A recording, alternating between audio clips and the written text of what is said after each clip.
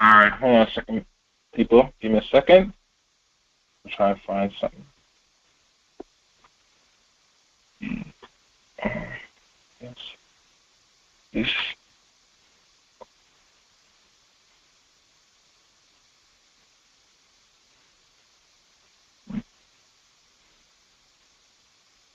Trying to find a TRS disclaimer. Interesting. Where is it? Unmuted. Okay. I don't know why I can't find it.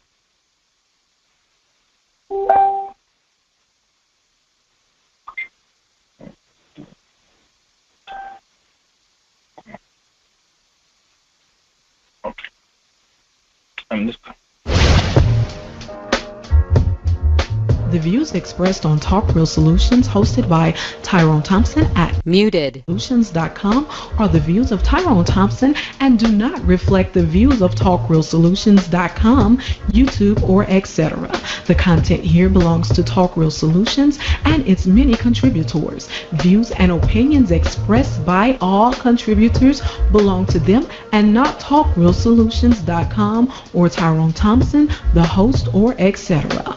All data and information provided on the site is for informational purposes only. Talk Real Solutions makes no representations as to accuracy, completeness, correctness, suitability, or validity of any information on this site and will not be liable for any errors, omissions, or delays in this information or any losses, injuries, or damages arising from its display or use. All information is provided on an as-is basis.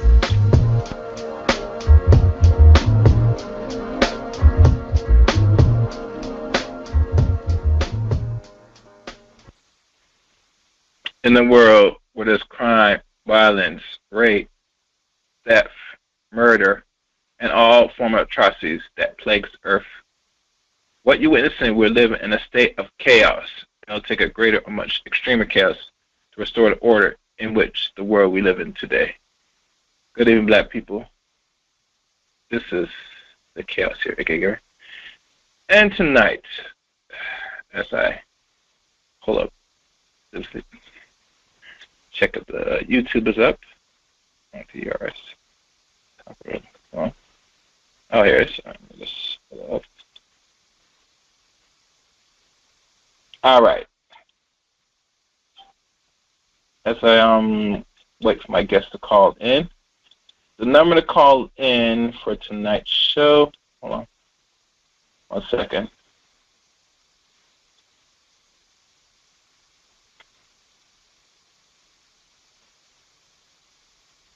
So I go through the number for tonight's show is 712-770-4160. The access code is 915-411-pound. I repeat, 712-770-4160. Access code 915-411-pound. And normally, once you press 1, or I will open your line. Tonight, we're going to have a sit down with the other half of the Great Faulkner Initiative, or I like to call the Great Faulkner Plan. Before we go into tonight's discussion, I'd like everybody to go to TalkRealSolutions.com. There you find a 3-point plan for Black Power and Black Achievement. Under the 3-point plan, there is a list of Black-owned established banks located here in the good old USA. I believe there's still 30 or probably 29 of them still existing in a state near you. So if you already got money in one establishment, be so kind to put money into another establishment, which is pretty much Black control. And a lot of our people should be putting their money in different institutions of banking instead of the ones that's well known. And it'd be a good practice where we're practicing some form of group economics. But other than that, find the black banks where you're at, located in the city near you, and put some money down on those black institutions. Also, in the website, you'll find the latest articles, news,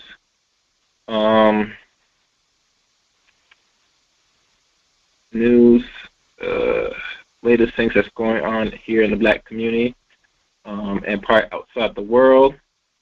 Also, you also can find this show and all the previous recordings located on YouTube as well.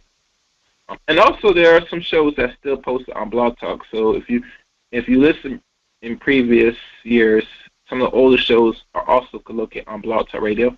So don't be a stranger to look for the shows on Blog Talk, also on here on Free Conference Call, and on YouTube, which most of everything is recorded and posted on YouTube. So you can always catch the playback on those three platforms.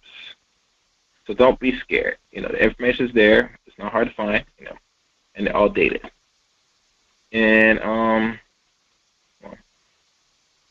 make sure everything's set up. Yeah, it looks good. Let me go down. As I wait for my guest to call, I'm about to give him the number again. And like always, you could donate to the show as well. The donation is located also on the website as well. So, you could donate as low as whatever, $2, $5, or anything a small amount, and it will keep the lights on. Other than that, that's all the information that you need to know, and it's there. So, don't be a stranger. And, like the show, share it on YouTube, all that. Okay. As we wait. Okay.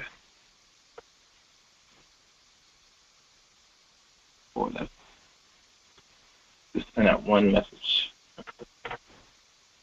All right.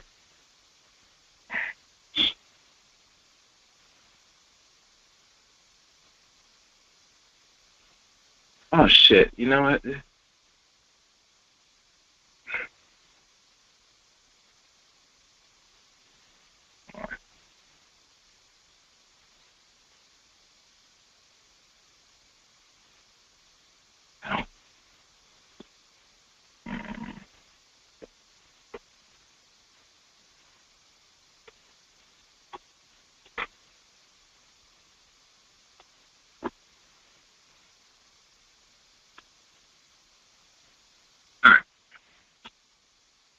Let me go see if he's on the board.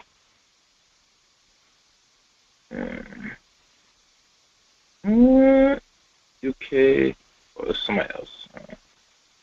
I'm not sure who's UK. Who's UK? I think that might be Taiwan. Okay. Well, as I wait, as y'all know now, I don't know if I want to say, I do have a channel now on YouTube.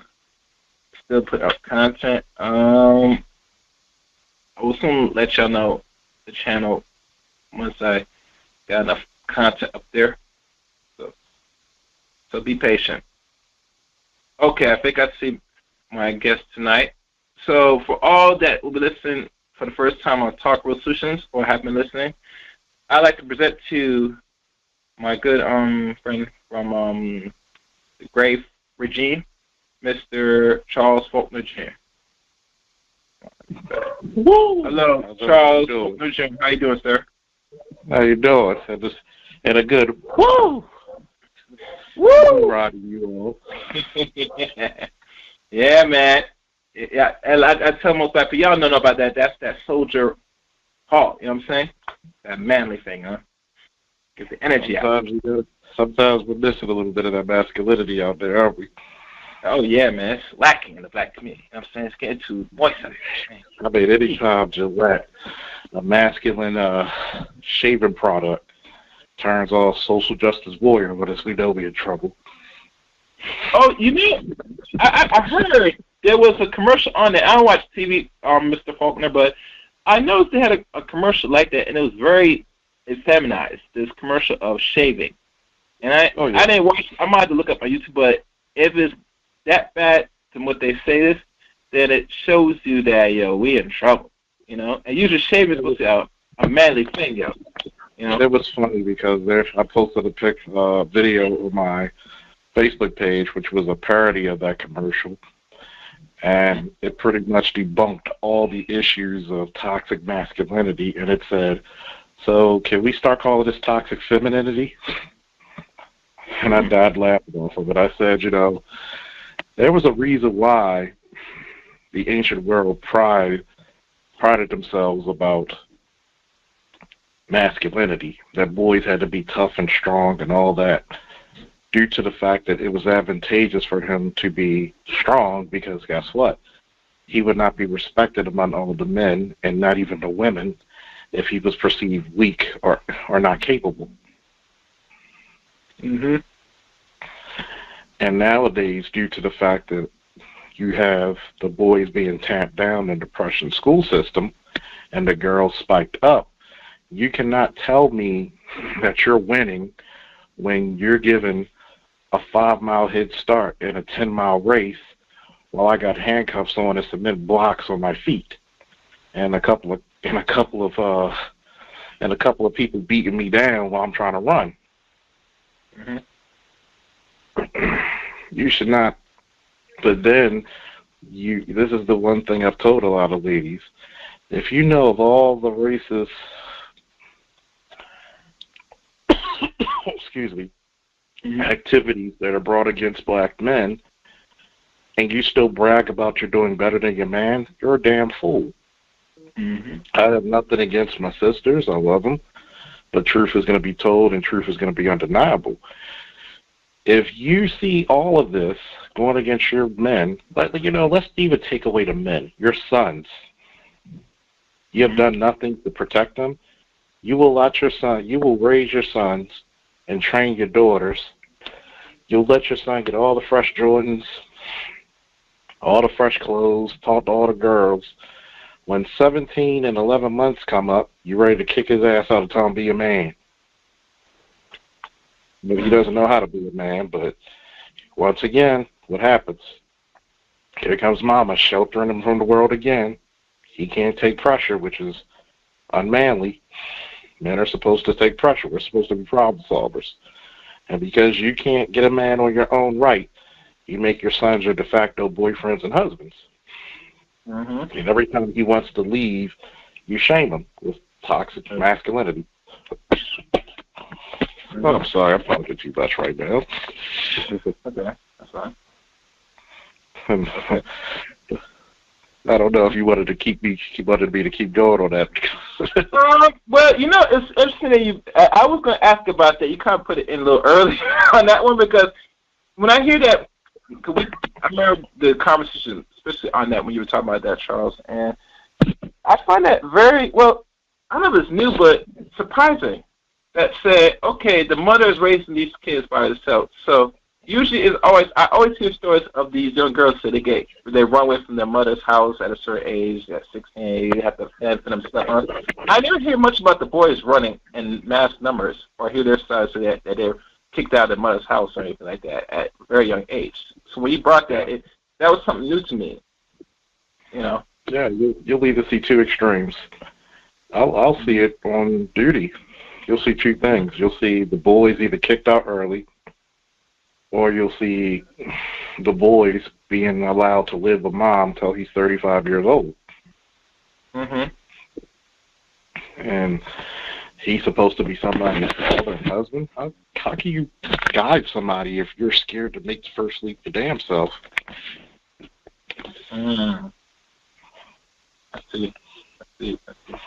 But it goes back to, again, that, and I think you just said this, well, most of the women, even where your neck of the woods is, that they'll kick out their sons, but they'll call their daughters, even to the point they might have babies, let them baby stay with her. Yeah, because and have a boyfriend, too. Yeah, I said, hold. This is some backward shit. Yeah, because the baby brings money. As BGS once said, you're either going to womb hustle some unlucky man, or you're going to womb hustle the state. Mm-hmm.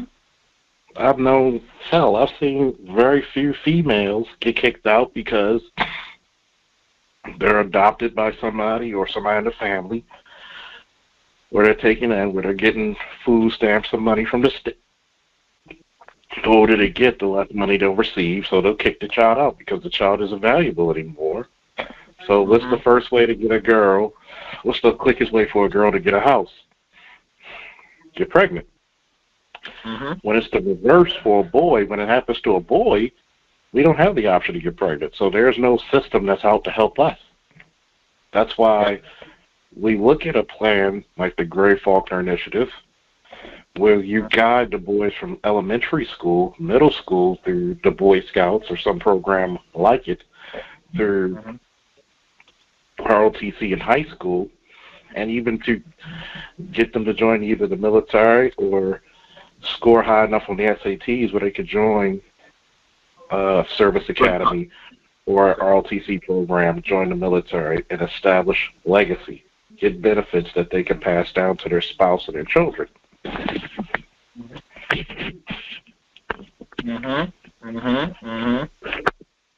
And since you bring up the point that a woman is like it's more like even to mother's eyes it's more a form of income, better yes. Then the boy said, what you could do besides if I send you out the street to hustle for you to survive all this nonsense, and then bring money to me. So the child is pretty much if a male has to resort to it, could be like the breadwinner in that little nest, basically, But if it's not shown no usefulness, I say, well, I'm just going to kick you out and let you fend in the wilderness. Right. In these streets, where what's going to happen to you. There's so many young boys who are forced to grow up early due to a parent's negligence or laziness. Instead of saying, you know what, I'm going to carry you on my back, nah, you're gonna carry us on yours. If you ain't making no money, you ain't shit or whatever. Excuse my language. And you're forcing this kid to break his dreams to pull up yours. And you'll usually you'll hear the shaming tactics. Well, I went through all these 9 months of labor. No child ever asked to come here. I went through all this for you to bring you life. But why haven't you given this child the best possible life that you could? And it goes back into that why you need a plan like this, because in order for a society to succeed, the men must be doing well. So are the women. The women are going to benefit the most anyway. All men know this secret. Marriage is to benefit the women and the children. Right now, what are you seeing right now in the government? There's a shutdown. How many people are relying on, government assistance? And if the government says, you know what, we're gonna keep this going for another month, what are you gonna do?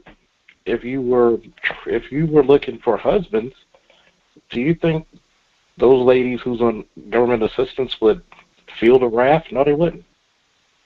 Because you had two solid incomes coming to your house. So we're trying to reverse engineer the damage that's been done to the black community since the 80s. It's going to take some time. It's going to take work, because it took time and it took work to get you there, and it's damn sure going to take time and work to get you out of it.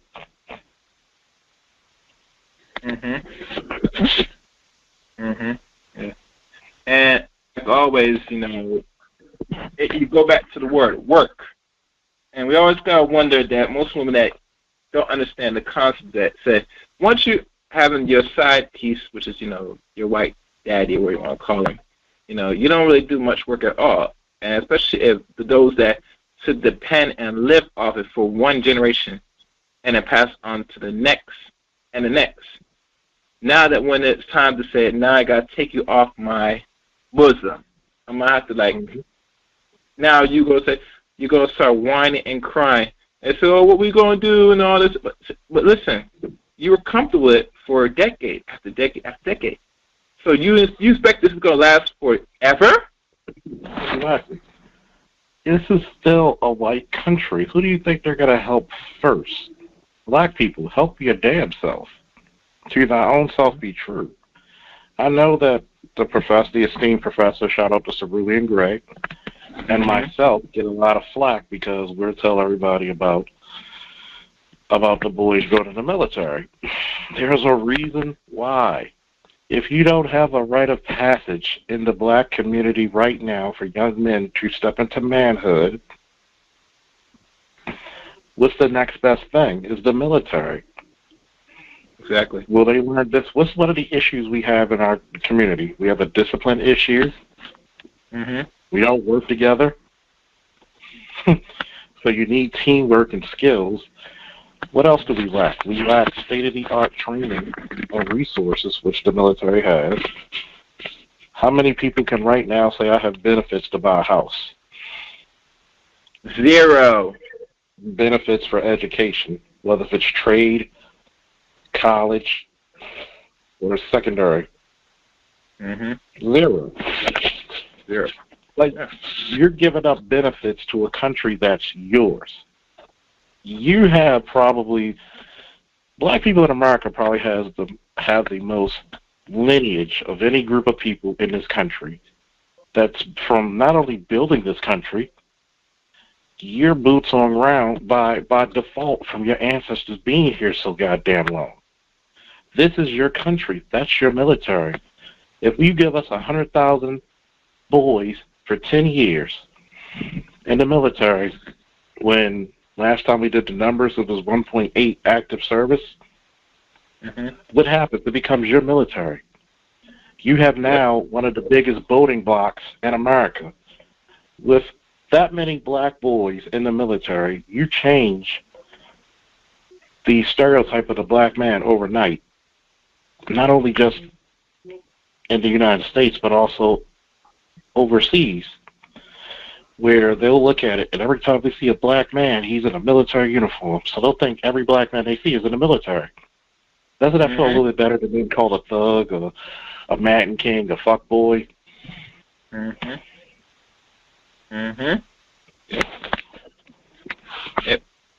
It will show that the black man not only shows a standard, but he has a sense of pride and discipline.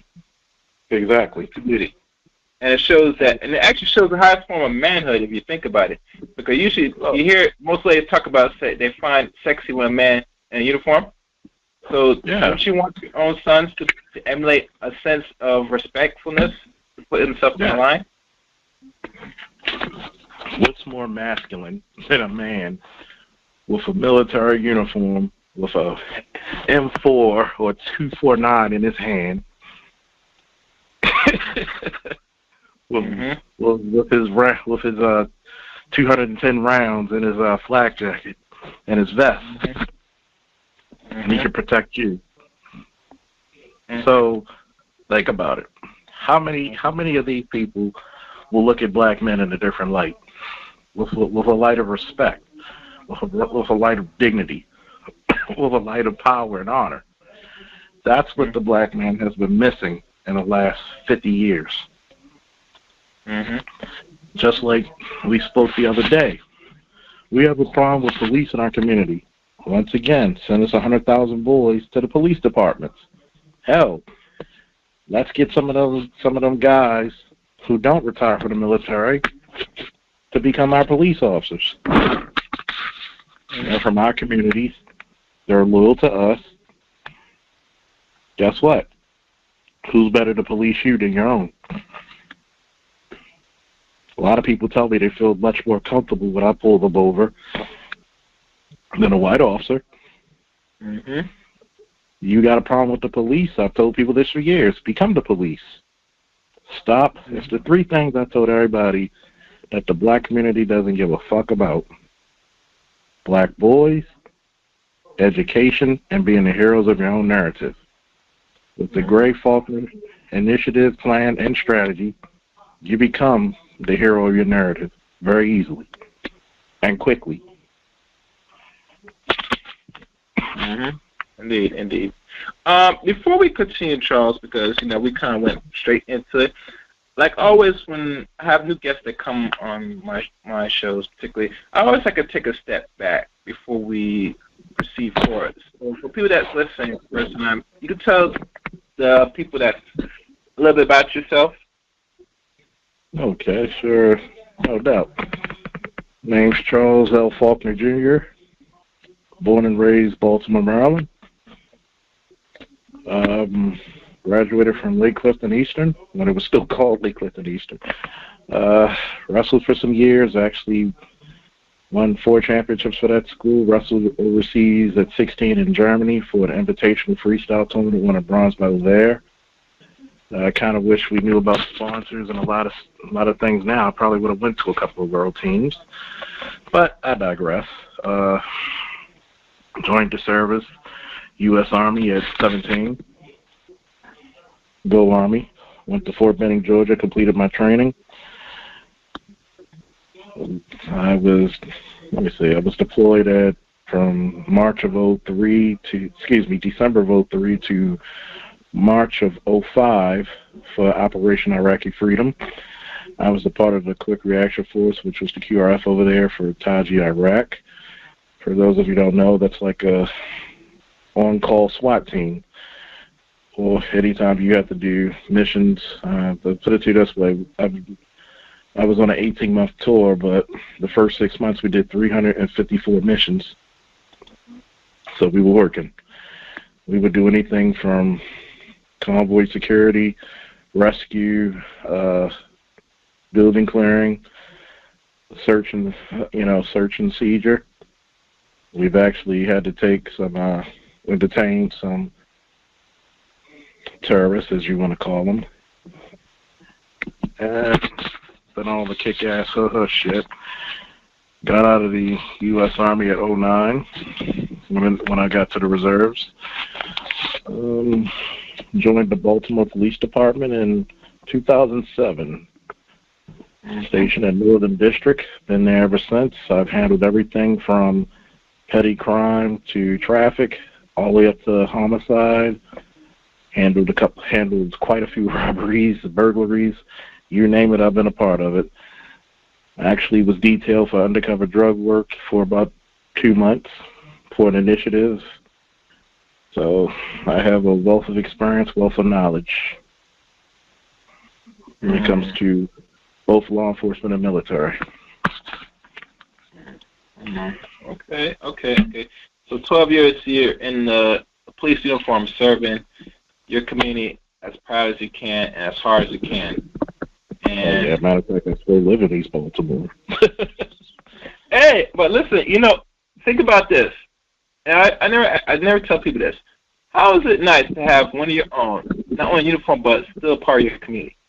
Because last time I checked, these people that are in police, in these type of fields, they don't live amongst you. They sure as hell police you and fuck you up, but they go straight back home in the far suburbs. You know what I'm saying? So, they don't have no really fear when they come to the black community and do what they do to us, with impunity. Because I'm also upset because different departments around the country will go recruiting to Pennsylvania. Not saying that white people can't police, but there's always going to be a disconnect because people hate to admit it, but it's true. There's 2 worlds, black and white. And I don't care what race you are, you fit in one or the other. Obviously, because we're black, obviously we fit in black. So when having that type of knowledge, you understand why do I see people on the corner. Not everybody on the corner selling drugs. Black people are social people. And that's a little foreign to people of other races. Now, people who are doing wrong and selling drugs, all you got to do is sit there, and you don't even have to interrupt them. You just sit there, and they'll just walk because they don't want your presence. They feel nervous. Everybody else, they're social people. You'll find me. Hey, I see a buddy I didn't see in a while. Hey, what's up, man? Blah blah blah. We're standing in the same spot for like 20 minutes go by. That's how all black people are. Mm-hmm. So there's a disconnect of why you see people in Baltimore on the steps because sometimes not everybody has air conditioning. Not everybody has central air. So you understand certain things. And there are certain things you're privy to because you're part of that community. Why do black people talk loud? Because we're very exciting people. We're very emotional people. That's how we are when it goes to church. That's how we are when it comes to sports, damn it. So yeah. So when you don't have the disconnect, you can tell when somebody's bullshitting you about a crime or not. That way you don't have so many young men going to jail or having a record needlessly. I'll tell you this one story. When I went to this, I guess it was this probation house for teenagers. This kid said that he had. Well, I'll back up the story a little bit. I was called in. They said this kid had heroin in his pockets, all bagged up. And he told the staff that he found it in the street. I mean, I was born one day, but not yesterday, right? Mm-hmm. So when I go and I check his clipboard of his record, what he's been arrested to, all his priors, I use a certain strategy that I learned from the military. I would just walk in the room and take my glasses off and stare at him in his eyes for 2 whole minutes. At the 2-minute mark, you can start seeing the beads of sweat develop off his forehead. And all I say to him is, give me one reason why I shouldn't put you in handcuffs right now. Don't give me that. Man the hell up. And he was like, well, I found it on the street. I said, dude, your prior said that you sold drugs before. So is it very likely that you might have had this before? Well, no. So part of my plan was working. If I take this kid to jail, he's gonna violate. But if I scare him shitless and let him know that we're watching, and let him know that we're capable of finding out where he lives, because I've had a whole copy to myself. You got to pick your battles. So I cut him a little slack. Of course, he literally did piss on his pants though, because I had him going. And I said, next time, I'm going to do checks on you. And I'm going to come to your house. And I'm going to get a report of whoever's the guardian of your house. If you screw up, you coming with me. No questions asked. Never had a problem since. Okay. But when you have somebody from your community, like you said, they can dictate the law better. Not everybody needs to go to jail. And see, that's the difference when you're having one of our own police communities instead the opposite than them. Because if you think about it, they would have been there would be no slap in the wrist. Automatically, they would send you to jail, and you do time in jail, in prison. No doubt. You know what I'm saying? Because one of our own, you get a slap in the wrist, most likely. You know what I'm saying? Because one thing about having one of our own police neighborhood Charles, they know what it is, the struggle is. You know what I'm saying? They know how rough it is being black, especially a black male in America, And they'll say, you intentionally don't want to do this. And on the average, if you really study it, that the only reason we have the issues amongst our community is, one, the main reason is economics, finance. Of course. If we didn't have the financial issues in our communities, you will not see these little petty crimes that black people complain bitch about on an everyday basis.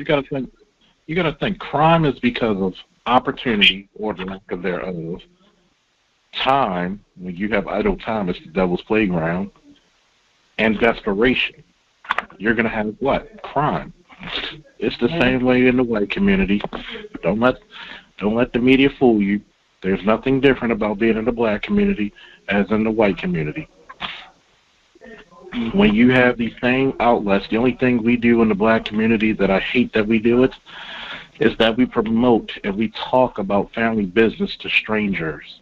You never air out family business. Look at what we did to R. Kelly.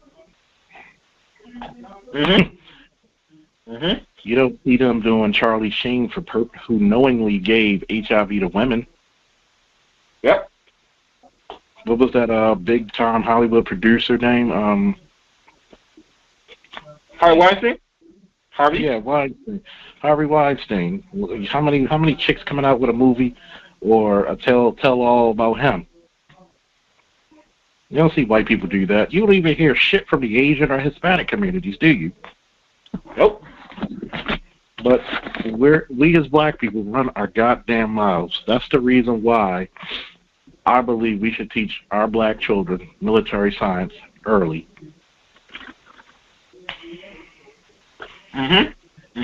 Because it should be a requirement.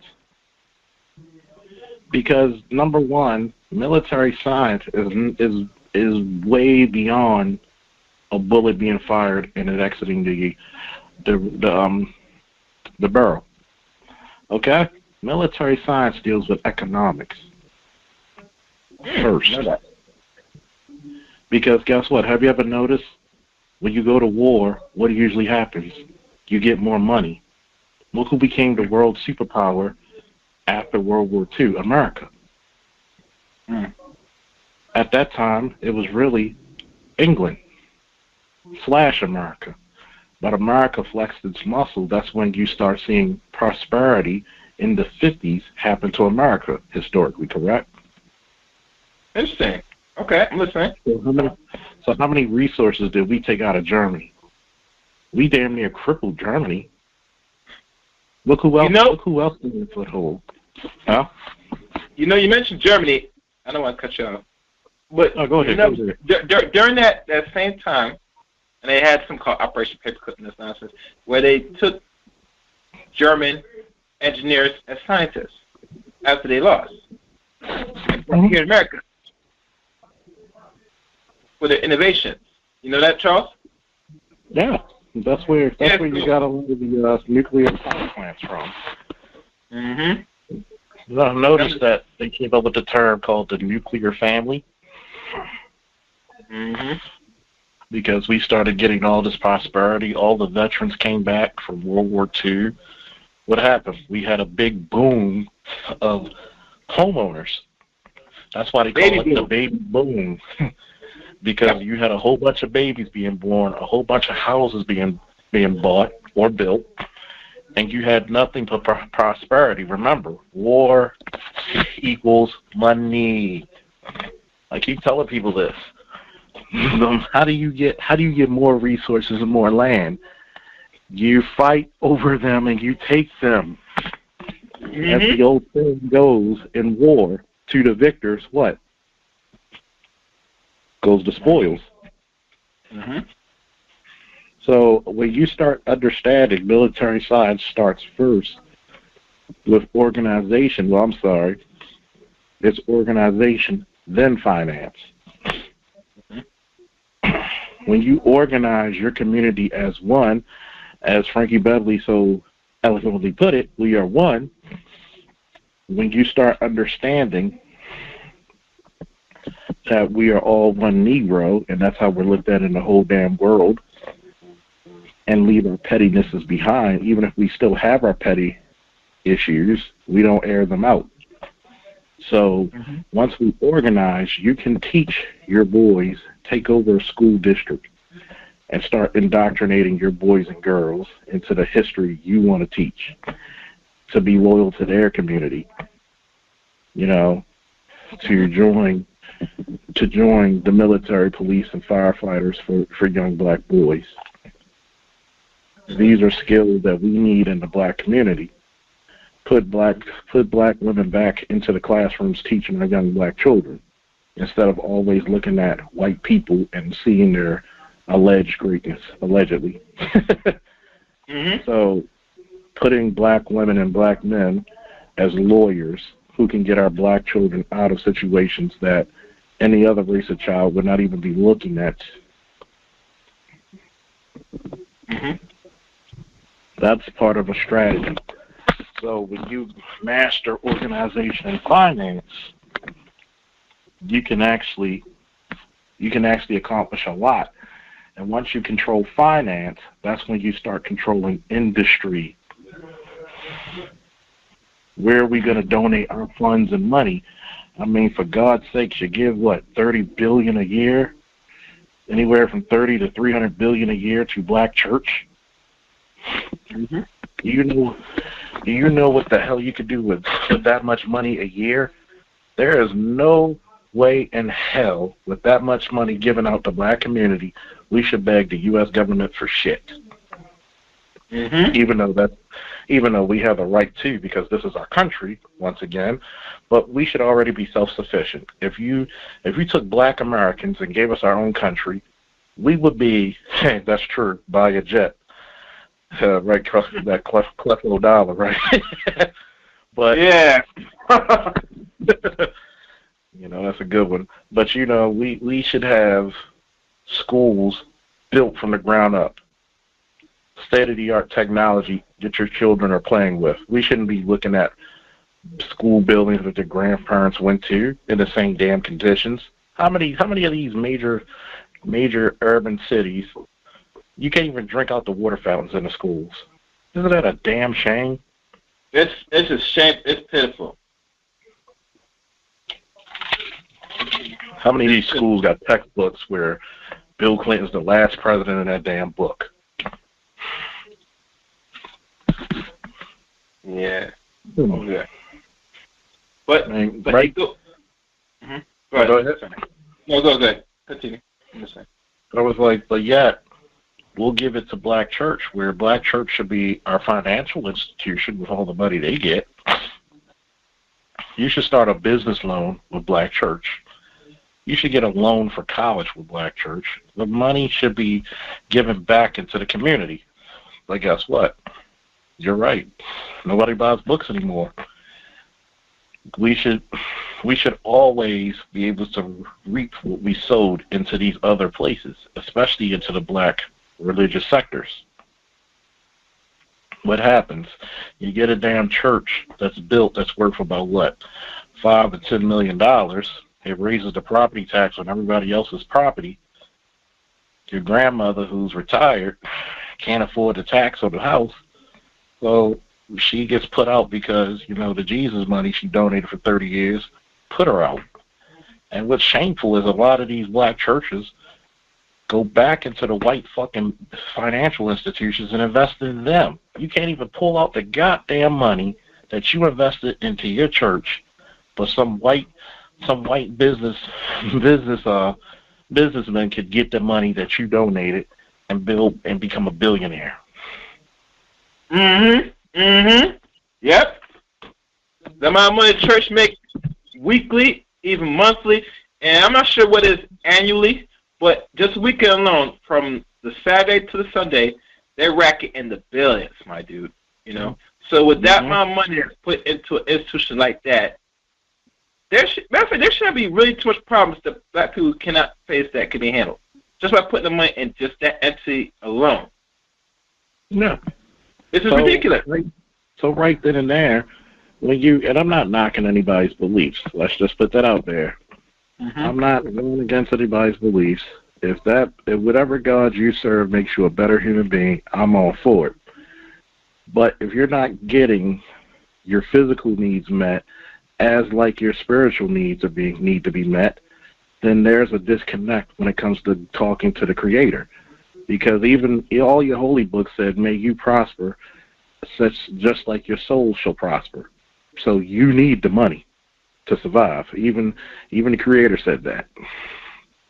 So when you start putting your money into institutions, meaning we want a black police commissioner, we want a black, I say they got a program called the Police Explorers, which is similar to like ROTC, but for police. So we want explorers to police pipeline.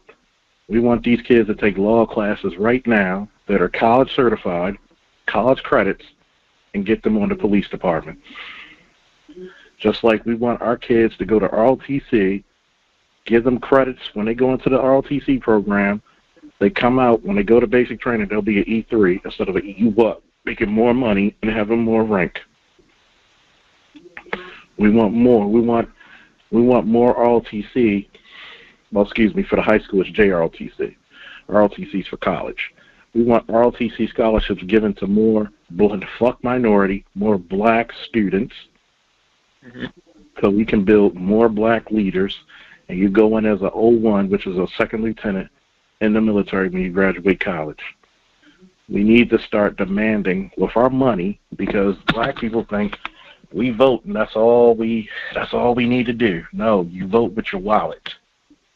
You vote with your wallet and you vote with your damn feet. So, number one, you buy a politician. It's called lobbying. Everybody else does it. Why don't we? And when you buy that politician, you hold them to what we want. You start locally. You have a problem with the police department? Hey, isn't your cousin the police commissioner? Hey, here's another thing. For some of you who live in towns, the most important law enforcement officer is the sheriff. If that sheriff, guess what? The sheriff is an elected official. The mayor, the city council, the state's attorney cannot tell him what to do and how to run his department. So we should get a lot of people who are retiring from major cities to run as your sheriffs. Yeah. Hey, Officer Faulkner, we heard you're retiring soon. Yeah, would you mind being the sheriff of our town? We know that you have all this expertise dealing with a larger department. It would be beneficial if you came to us. Okay, we're going to start you off with here's a signing bonus of $50,000 to $100,000, and we're going to start you off with $150,000 a year or $200,000 a year. We're going to get you voted in. We're going to support you. We're going to get the people behind you. Bam. Start small. You know, homegrown your city council. As Cerulean would say, the first place you start is your school board. Where you send how can you say you're having successful children if you keep sending them to your enemy to be educated? Yep. Or a fool that shouldn't be taught by the natural enemy. And our people feel, and you know, with that old statement that's been said for maybe over 7 years now, probably a little longer, that, you know, our people just consistently keep doing it over. They do it so much now, it's like, you know, I can't even call them insane no more. You know what I'm saying? It's like a natural reflex. Like, you know, you do it. Exactly. And the part about being a hero of your own narrative is probably the part that black people in general, get afraid of, because we ask more of them. We ask them to actually work. Like, for example, the Gray Faulkner Initiative is pretty much telling you the best way to get on your feet is to get off your ass. You're going to have to dig deep and work. A lot of black people, even when it comes to their religious beliefs, they pray and wait for something. They pray and wait. Guess what? Last time I checked, faith without works is dead. It's useless. If you're not working to your goal with the faith and the strength of your Creator, then it's nothing. It's all for nothing.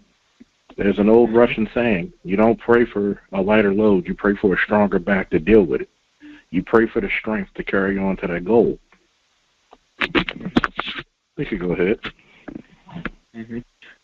All right, let me give the call-in number. For those that's listening, the call number for tonight's show is 712-770-4160. Access code 915-411-pound. I repeat, 712-770-4160. The access code is 915-411-pound. And if y'all want to come up to press the button to bring it onto the queue. Press *6. Mm-hmm. Okay. So we got a couple of state and former military members or current military members in the chat. Salute to you all, and thank you for your service. Mm-hmm. Yeah, the funny thing, Charles, because I tell you about even over here on TRS, there's a lot of people that serve in the military on here. The owner, Tyron Thompson. If Tyron, you there? I know you're there. Open your mic, nigga. He's one of them. He served in the military for 2 decades. He's a retired vet. I'm saying, doing good, living good, pretty much. I'm saying. We have here. Who else is on here on the board? Let me check. Since I'm looking at the chat room, we got who is Monica Lamb. Monica Mo, come upstairs, girl. You know you want to call in, girl. Don't play around, man. I didn't like saying that in the chat intro. She's not military vet. Who else? Damn, I think that's it. That's on the chat room now. I didn't know this. I don't know what else. Anybody that's in the military, give you a hoorah. You know what I'm saying? Hoorah. And yeah. Woo! Yeah, and that too. Yep. That's not the case. I never do never catch one so quick. We just a couple of styles of profilers, that's all. Mm-hmm. Yeah. Yep. Yes, you do, Monica. Hey, you do, Troy, here, man. Everybody get your friends. Call your friends up here. If they got questions about black law enforcement, they got questions about military, that's one of the big, even though that's not the only part of the Gray Faulkner Initiative, because we're the only things we're taking out of major civilizations. You take out the sex, you take out the religion, you take out the entertainment. Mm-hmm. Okay? Yeah. Because those are the 3 things that got black people in trouble already. Mm-hmm. And they're the greatest distraction of black people. Exactly. Especially the first 2, sex and entertainment. You know what I'm saying? Exactly. The religion thing, you know what I'm saying? Black people sit there, godly love Jesus. The fake creator, you know what I'm saying? God, we love mulatto Jesus, man. Give me mulatto Jesus. Mm-hmm. So hell, some can't function in the daytime without having to say Jesus. You know what I'm saying? And so don't talk about Jesus. I remember one time one good friend of mine did a video he shared to me, and the man said, "Fuck Jesus," and he said, "You shiver into your heart, you grasp your heart when I use the word F Jesus," and that's how the power of indoctrination, of controlling your mind when they indoctrinate in this Jesus, and then all it takes is you saying you don't believe it, and you say that, and makes them get nervous. They start to sweat. My dude, they want to fight you. They get angry. Think about it. We're still some of the only people in the world that worship a God that's not in our own image. Ain't that a bitch? Ain't that a son of a bitch? That's how strong we're not. The force is strong with these Jedi boy. Mm-hmm. Very strong. Strong indeed. You know what I'm saying? That control is strong, man. It tells you. And funny thing, it's like this. I'm a good psycho. Did an interview with Gab last week. He said this. At least the other religions, especially Islam, they at least have you do a little thinking and have you research something and do some study. But unlike Christianity, all you do is just believe, and that is all. You don't sit there question the doctrine. You don't read that damn book, which a lot of people said that 80% of black people read the Bible, which that is a fucking lie, because black people today, even that study that came out then, even now, black people don't read on a consistent basis. I mean, the only time reading comes to play is when they go to school. But other than that, reading is a non-factor. Like what did Chris Rock say? Books are like kryptonite to niggas. Mm-hmm. I said, you got to think about it like this. You can look at a house, and I challenge every black person this. Look at a house funny when they don't have a bookshelf. Mm-hmm. Because you're not encouraging your children to read or to research. Mm-hmm. Because a lot of what you get in Wikipedia is wrong. Okay? They can get Wikipedia. They can get a lot of Say A again, lot of what you get in Wikipedia is wrong. Believe it or not, they can come in there anytime they want and forge the documentation. Okay? wow. Instead of, I know you got to use the computer and all, yes, technology. Sit there, get a book, learn what the fuck a bibliography card is, and do a little bit of research. It's not going to kill you. That's the problem with the average millennial. Hard work is like a death sentence to them. Mm-hmm. That's why they are the children of the privileged, the children of the underachiever, because you don't give them struggle. Where there is no struggle, there is no strength.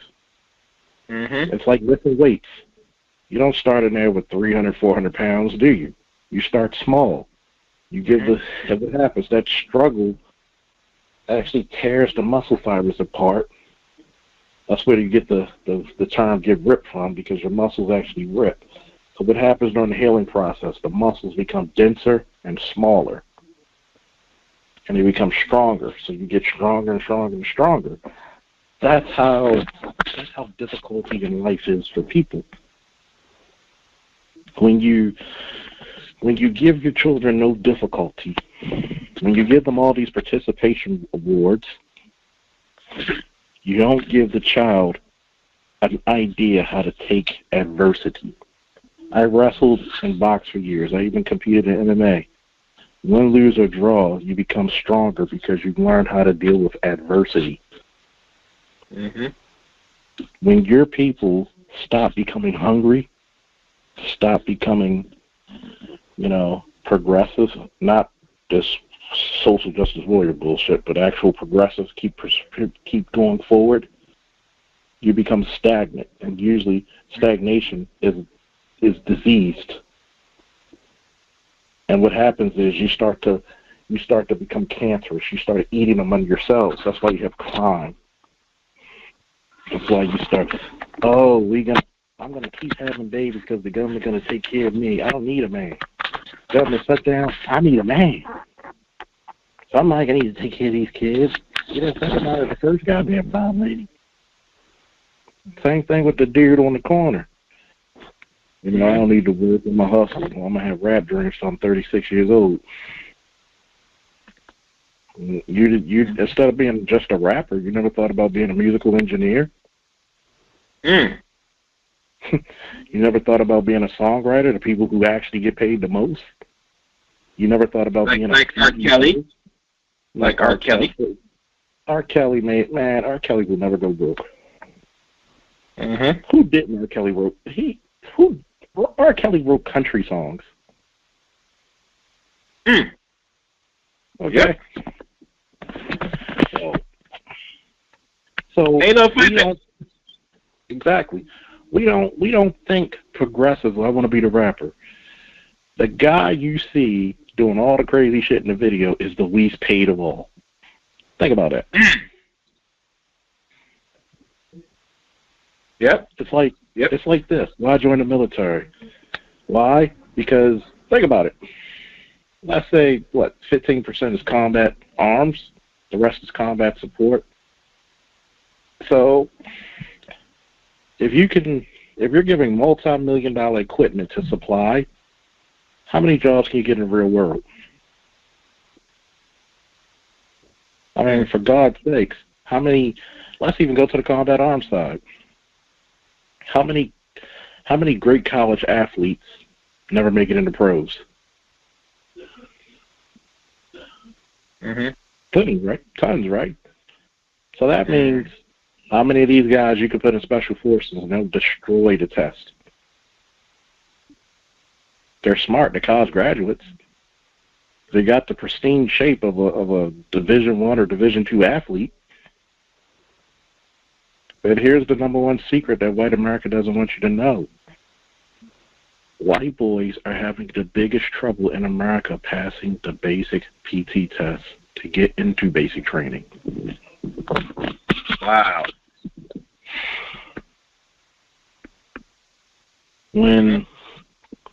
Here's the analogy I'm going to give you when it comes to religion and black people. Black man's locked up, accosted by his enemies. He's praying to the Creator. Oh, Creator, give me somewhere.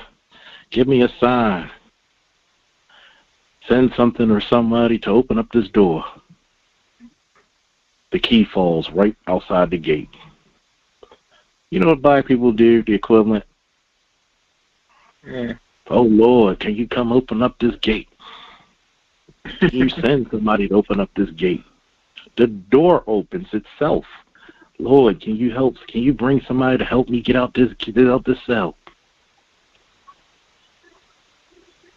You know what the Creator's going to say back to you? What more shall I do to make you prosper, to take control of the situation? The so-called dominant culture of this country can't even get in their own military, but you can. What more does the Creator got to do for you to show you that it's your turn? Mm-hmm. And you know, the sad thing about that, Charles, is that not only that, but it shows that this man is not only as powerful as he looks, but it is now surely showing the end of his reign. Because now, if he can't pass the simple thing just to put the suit and carry that gun to serve in the same military that uphold and protect this soil for centuries, that tells you his reign of terror is now coming to a close. Because now, if he's not, that means he's no longer going to be the majority in the military in his own backyard. And he's already stagnating right at 47%. You know how fast he can go from 47 to 30 within one decade? Yeah. Think about this, right? If you send all these young men to the military for a whole decade, 1 million men strong, they get out. Let's say a place like China, who wants to get a security. We need guys to help protect us. And how many black men can start a security firm and take China's money and bring it back to our community?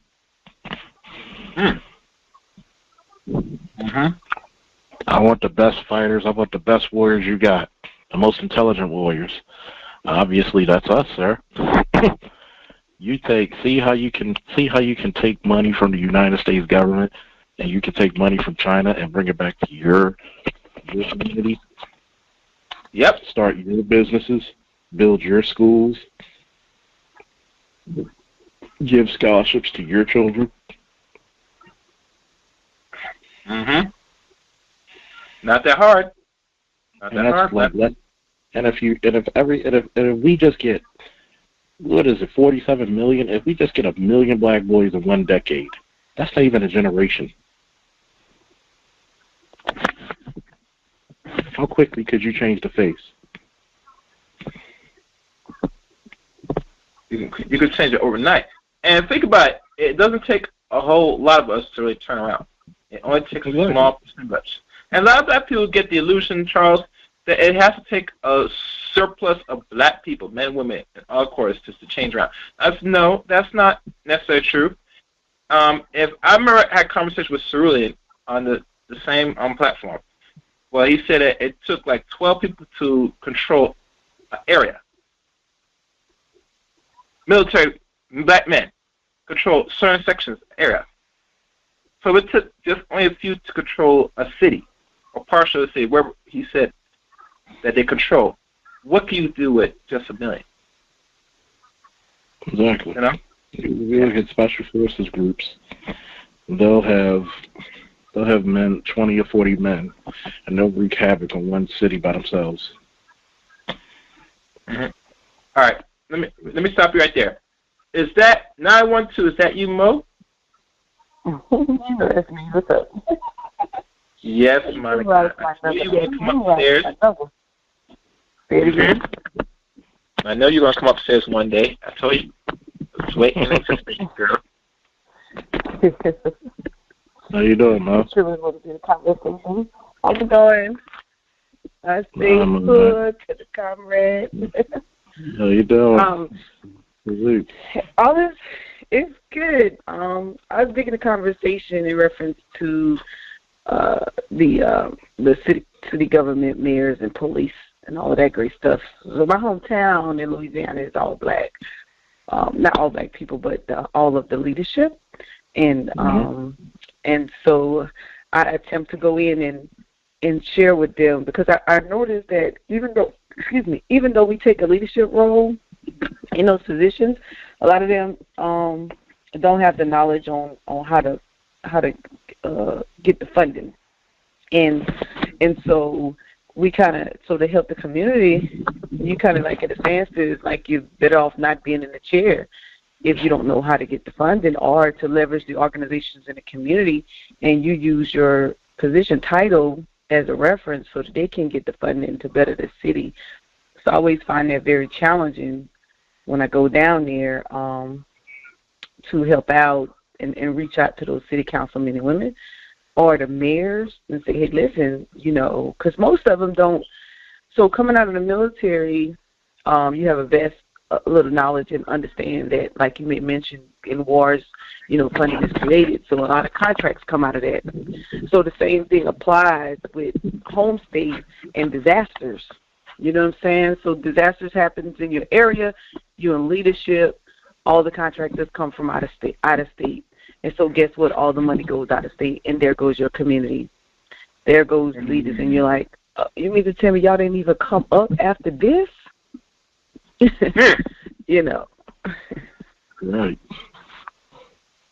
Right. So, and we know, and the thing is, we know that they happen every July 1st through November. So, like, you should be gearing up to that point, or in grooming a company in your community to do that. And sometimes that knowledge, coming out of military into leadership can help out.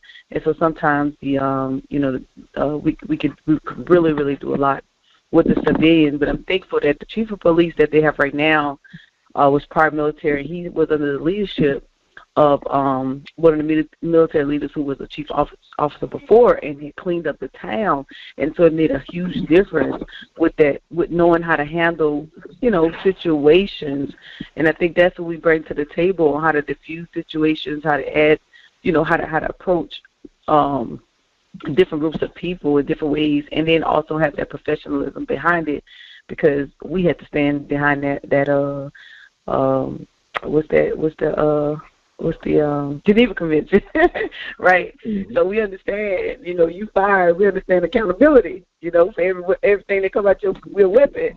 So I think those are good points where we should stand in the classroom and all that great stuff. So that's what I wanted to add so far to your conversation. Mm-hmm. Any complaints? I'm appreciative of of your work, and thank you for your service in and out the military. Yeah.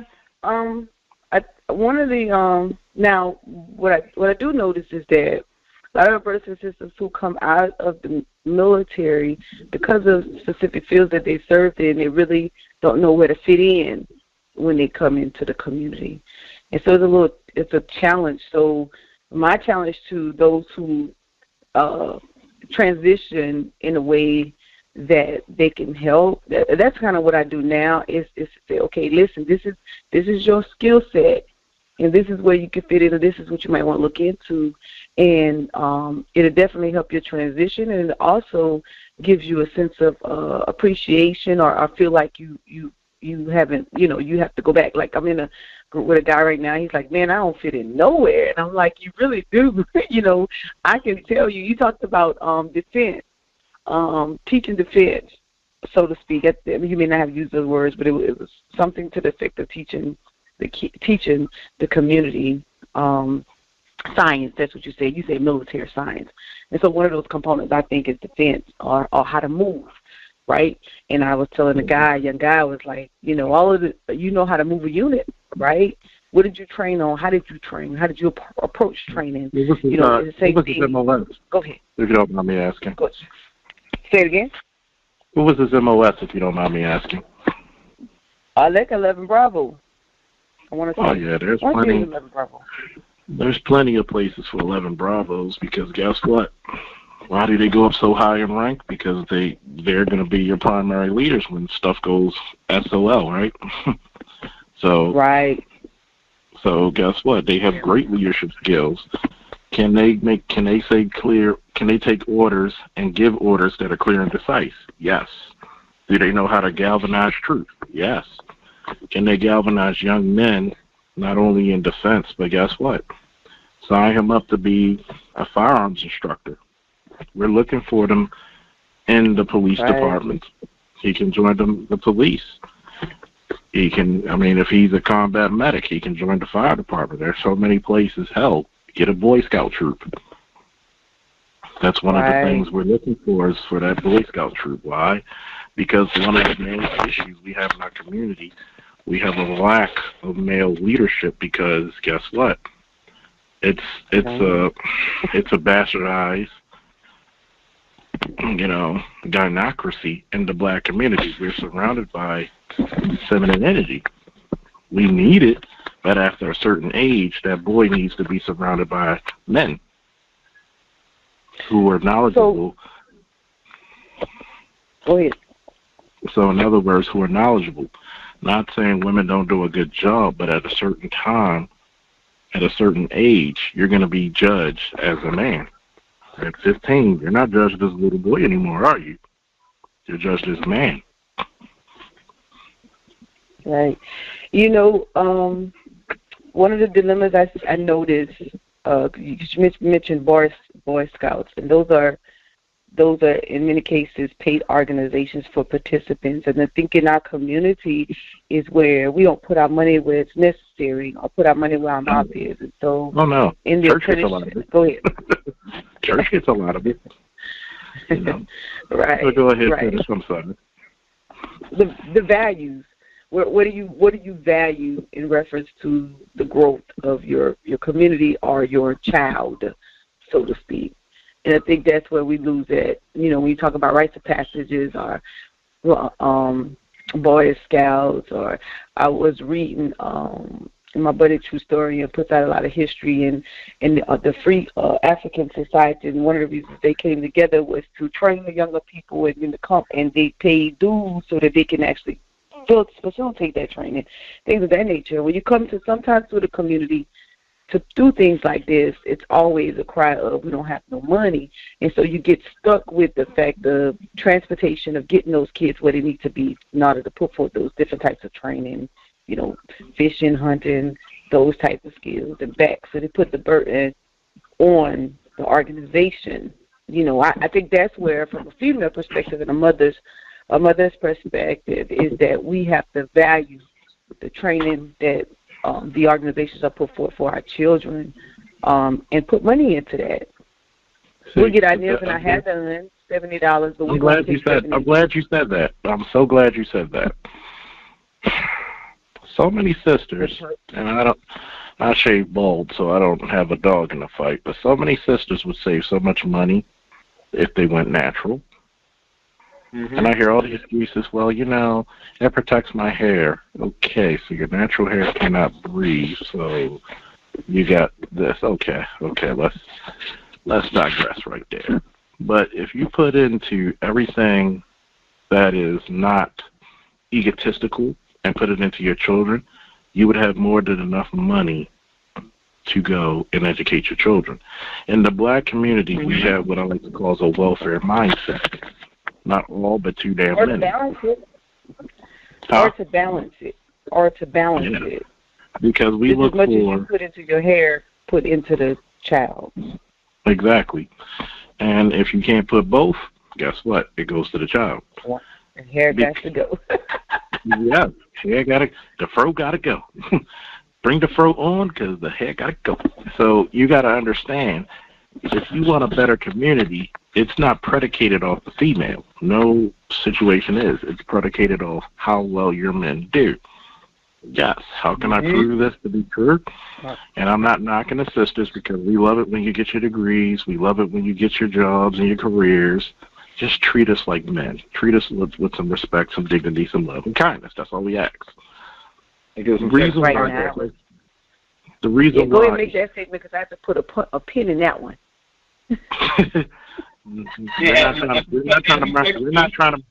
No man's trying to marry a degree. I'm gonna just tell y'all ladies out there now. But the problem we get to it is this: when it's time to make a sacrifice, you don't see the black women coming out there for their kids. You'll see the black women coming out there for some crazy thing between the police, but they won't go to the Board of Education saying we need more funds for our boys. And I'm not knocking the girls because the girls are doing fine. Matter of fact, they tamp down the boys to raise the girls up. So the girls are fine. We're not worried about the girls. When 1/3 of your men have a record and 1/6 are in jail, we have an issue. Yep. Especially for vulnerable men, for your daughters to marry. I see a little bit both. I see your point, but I also see where they are advocating for it. But then when on the flip side, what the council would do is say, okay, well, what do you recommend? That knowledge right there in that background. So if you go with an issue, then you need to have something that they could put. So they say, okay, I have funding to put towards it, but what type of program are we putting towards it? Their knowledge of what's available for their young boys. Oh yeah, that's why we're coming up with the great. That's why we're coming up with the Great Faulkner Initiative, where we can start instead of a school to prison pipeline, we can start a school explorers to police pipeline, a JROTC to military pipeline, an SAT to ROTC scholarship pipeline, or service academy pipeline, which is just as good to go into Yale or Harvard, if not better. We want to bring in more. Better. We're going to bring in more state-of-the-art technology to our boys and girls, where we want the boys and girls to both do well at the same time. We see, this is the problem. We teach our daughters but love our sons. We tell our daughter to get her education because she doesn't need no man. So we make simps of our son so he could be sufficient on a woman, whether it's his mom, girlfriend, or wife. Wait. Charles Faulkner, can you repeat that? I want the ladies to listen good. You just said a word. Repeat the whole thing again. I said, we go through too many situations of the ladies out there who teach their daughters but love their sons. They teach their daughters to be strong and independent and get a degree, not to rely on a man, but they teach their sons to become simps who are dependent on women, their girlfriends, mothers, or their wives. You said the word, simps. So every black man that don't hear this, they know this is what we talk about, a simp. Somebody who can't make a decision without a woman being present. A man is father to 4 P's. He's a procreator, meaning he can bear good, healthy children and do what and does his thing in the bedroom. He's a protector. How can you respect somebody and expect somebody to protect you if you don't even have the respect for him? He's a provider. How can I provide for you if I'm always knocked out of jobs, if I'm always not considered, if I'm being tamped down because I'm a black male and nobody understands what the hell I go through in this country? Last but not least, he's a problem solver. Mm-hmm. That's why I don't believe in toxic masculinity. It's called masculinity. Men communicate 3 ways. We talk it, we yell it out, we fight it out. After we fight it out, we're good at that. So that's cool. So I think, I appreciate your program that you spoke about in reference to what you're doing, and the transitioning from one to the other. We have something, we're doing an apprenticeship with trades. What we did was we partner with our juvenile justice system, our social service system. So the target audience, not limited to, but the target audience is those youth who are coming out of the juvenile justice system, those who are aging out of foster care, to teach the trade, because we know the stigma of the charges that may be on their record, for them to get, transition certain ways. And then for the young girls, the same deal, right? Trades, carpentry, plumbing, construction, all that great stuff. I believe you should have a trade before you have a degree. Right. If you want to go to college, you have to have a trade first.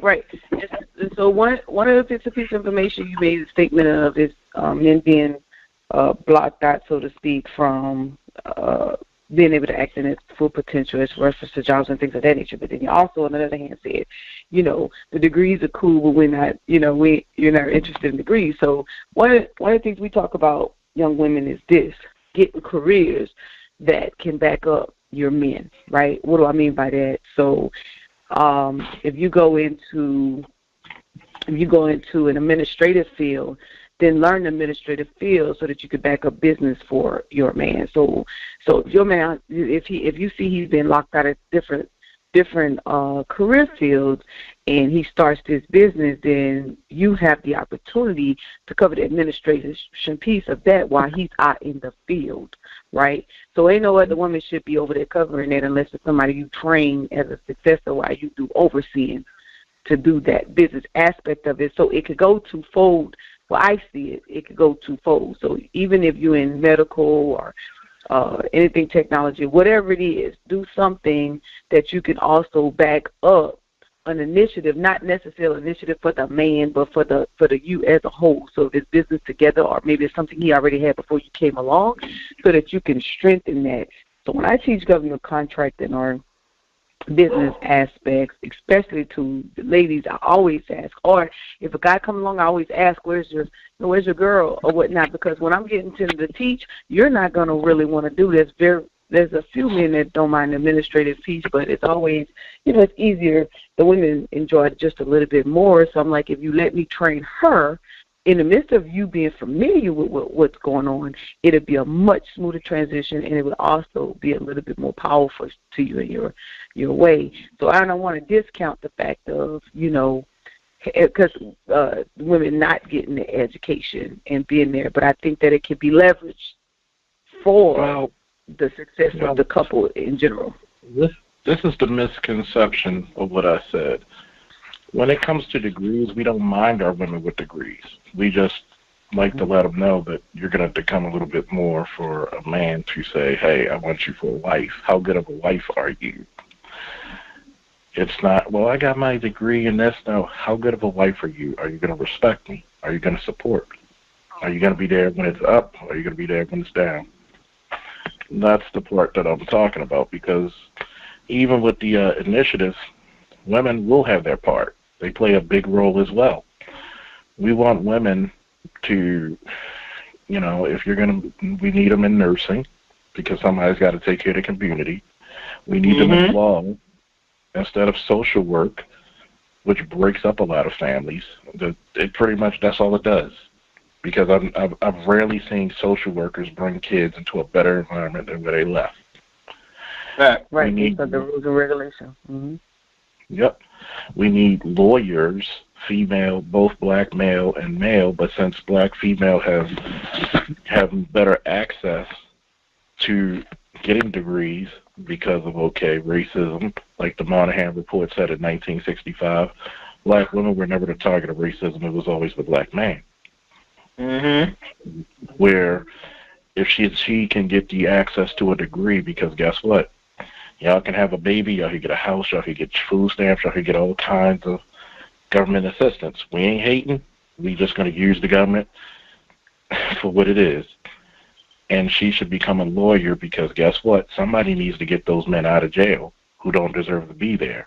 Somebody needs to prevent young men from going to jail. And even when it comes to trades, I do agree. You need a trade. You need a trade, because guess what? The problem with college is the only thing it guarantees is debt. Facts. Especially when you get a degree in a field that was obsolete 5 years ago. Okay. Right. And a lot more these degrees will be completely obsolete. I would say more than half. I would say 60 or 70% of most of these courses they teach or anything that people got degrees on are obsolete now. So let me ask you, because I hear this a lot, in reference to the support from the female to the male perspective of what you need. So from the female side of it, because sometimes it gets communicated, of what he needs, and then it's the female is looking at or the sister or the woman or the wife or the girlfriend, whoever is lost out in, well, this is all being done, but who supported me? I think that sometimes that the communication of how it's presented, I think that sometimes those sisters are there, but who some men are attracted to, they're not getting that. And so it gets overloaded to the sisters, plural, are not in position to be that woman. See, when it comes to supporting women, women are always supported. Women are protected. Tell me one time in history women have not, as a whole, been protected. So on the surface, you're right on that case. But on this, let's look at it from a different perspective. So the protection of security, of making sure the environment is safe and all that great stuff is there, right? The type of support that I hear men communicate, I need you to be there for me, you support me, I need this, I need that. It's given. Say it again? Are we talking about black men or men in general? Well, let's just say black men. I don't know about other men because I don't really dip and dab into their space. Because we do. The black men have the less. See, this is what a lot of sisters don't understand. There's a reason why even BGS said I coined the phrase of black men being the garbage men of the dating world. Not calling the ladies garbage, but I'll tell you why. Black men have the least amount of requirements for a woman of any man on earth. How many black men you'll see date a big girl? How many black men you'll see a skinny girl? How many black men you'll see date a disrespectful girl? How many black men you'll see date a girl with kids? Educated, uneducated, trades, no trades, job, no job. There are cultures, if you have children out of wedlock, you're done. Facts. Okay? Black men have the least requirements of their woman. And when they even date outside their race, they ask their women to cooperate, listen, and be supportive, and not to be disrespectful. And if we're going to argue, let's do it indoors, or be respectful about it. Do you know what's being said by other women of other races? That's it. I know that other this conversation. I know that other women, other races. Well, you ain't ready for that now, girl. Listen, no, I'm ready for the conversation. But I'm gonna tell you. I'm gonna tell you how many chicks go ahead, when they get a baby. Listen. How many chicks? Before you go there. No, listen. Let me say this, right? Because everything you just said, it plays relevant from a female perspective as well. But I want you to understand that the same world you traveled, I have traveled. The same experiences, probably possible. I know of the same. So you're not talking to a female that ain't never been nowhere, ain't never talking to a man who hasn't been nowhere. We've both been around the block, So how many? So we're talking about black people, right? We're talking about black people. What's the stereotype of a black woman's attitude? You said what's the stereotype of it? Of a black woman's attitude. Is that she talks too much? But guess what? No. She talks too much, and what is she? Is her attitude?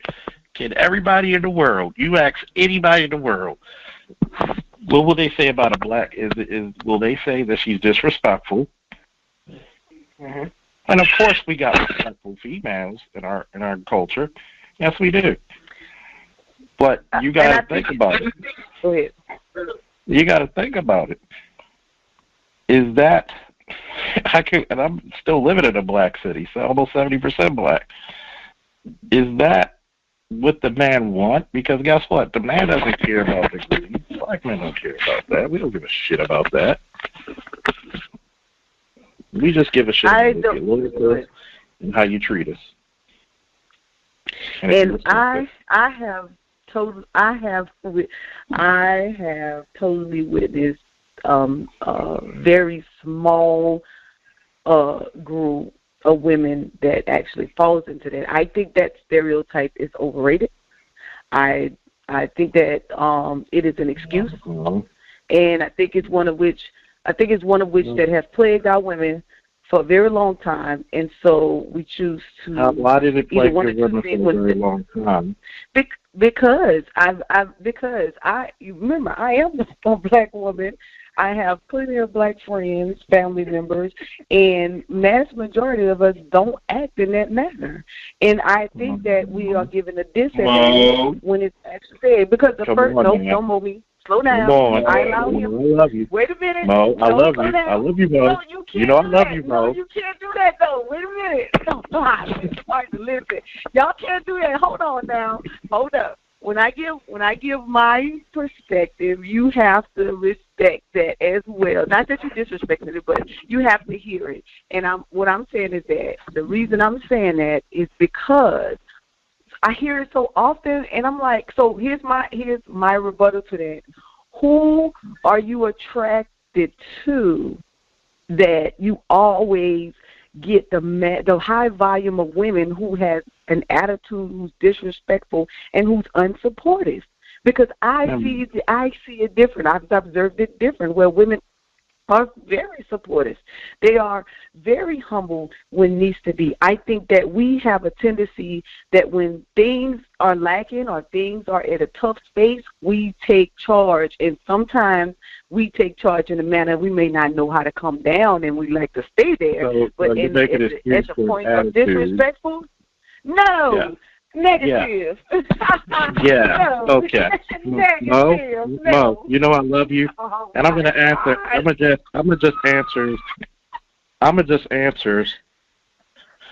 answer you and MJ. What's one of the #1 shows that black women love to watch? Basketball Wives, and not one damn one of them women are wives on that damn show. No. And that's something that I just caught new. Hold on, Mo. Let me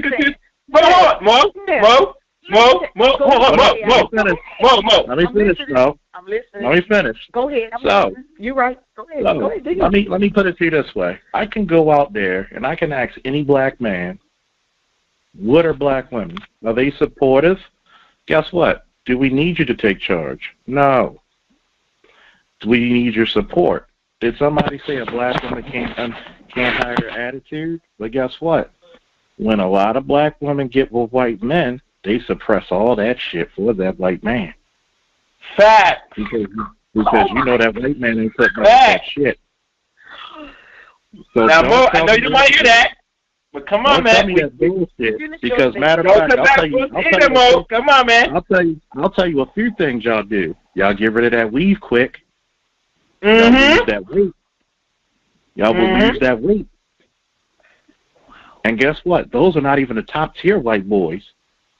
Y'all will give the top tier. Have you ever noticed the top tier black men, the masters of the universe, all the way down to the hustle man, the drug deals, the Pookies and Ray Rays, complain about the same shit with black women? Yeah. How do you know we love you? It's because how many black women will argue in front of their men in front of an audience? Let me ask you. How many black women will undermine that black man? How many black women claim they love their man so much but are quick to call the police on him and know that he's going to get locked up or put in jeopardy? How many black women will go down to child support and rake that man dry, even if he's taking care of that child? We're not going off of a sense of we're not going off of what? Guess what? What's wrong with watching Basketball Wives? What you watch is what you become. Because a lot of you love that shit.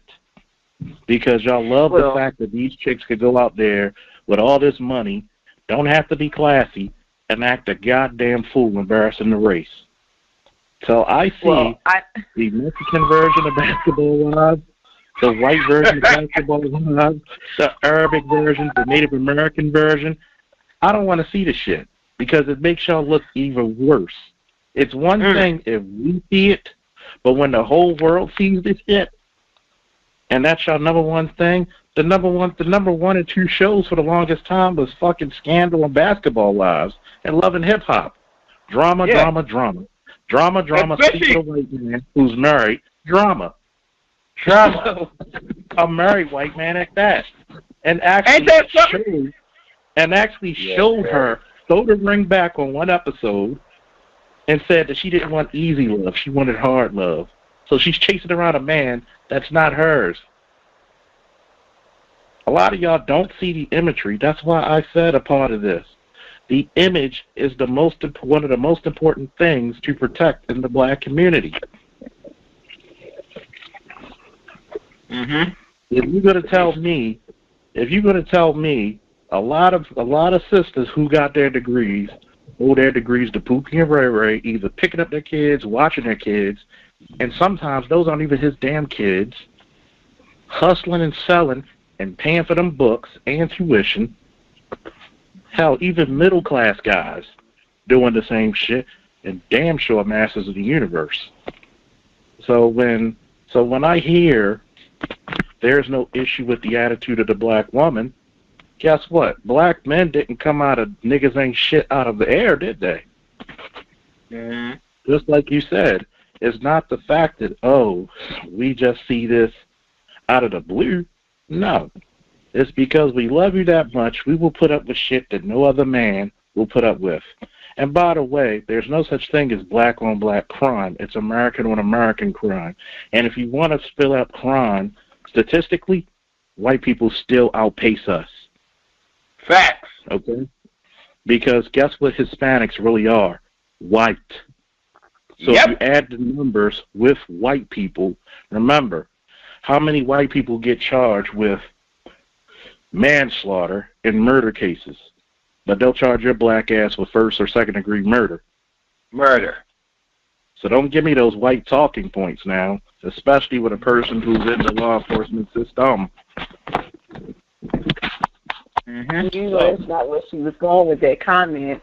And, you know, if the first, I don't know exactly what kind of females you guys have been around, but I'm just like this. This is the average. No. How many times can I see pictures of black females fighting black females?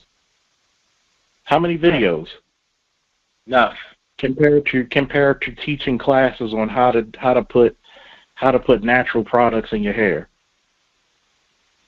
How many twerking videos can I find on how to raise your children properly with a man? I got a question. No. Oh, let me finish. Who's that? JNYC? Yeah, what's up?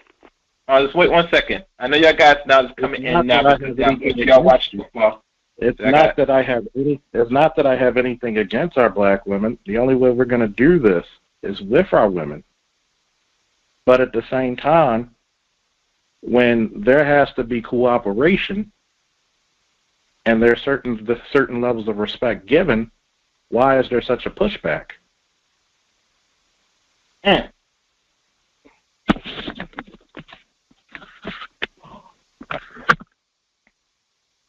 All right. Mo, you want to respond? Or I should let Jay say a little thing. Mo. Monica. Damn, she got silent.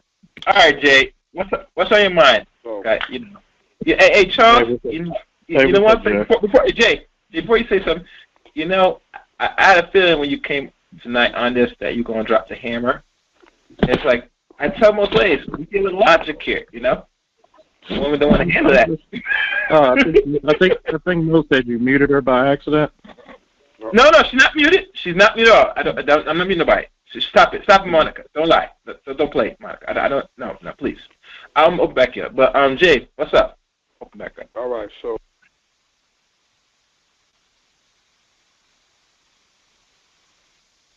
Go ahead.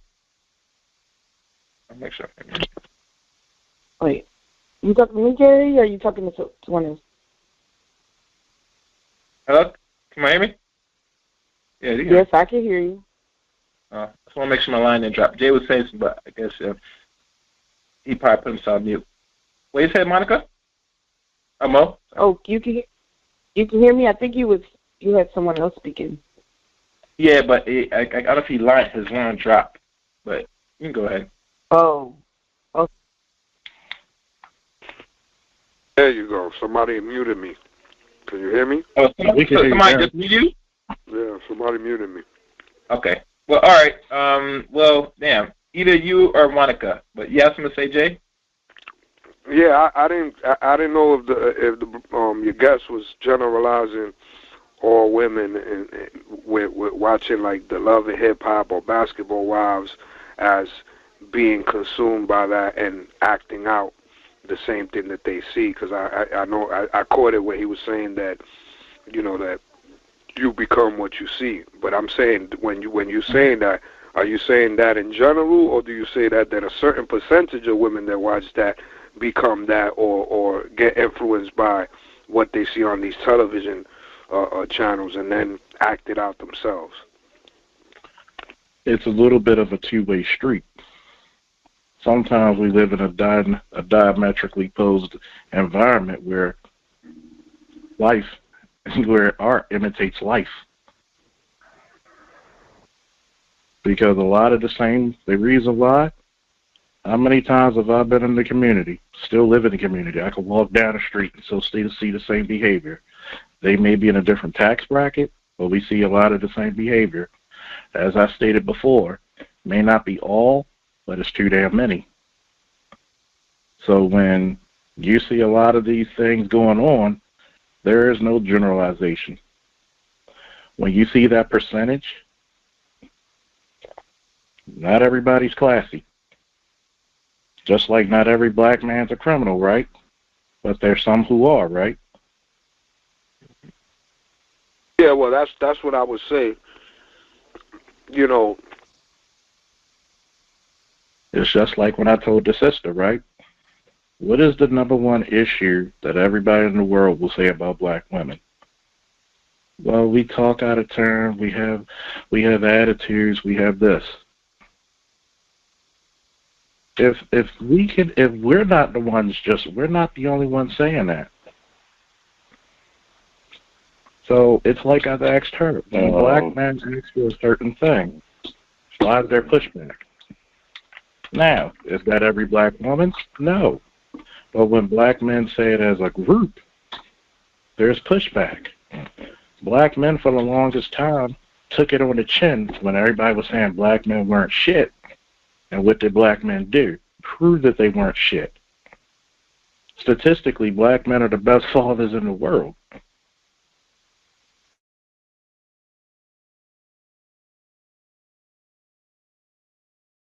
Gary, what's happening, man? Can I get a question in here? Sure. Let Jay finish with his question, then yes, you can ask a question.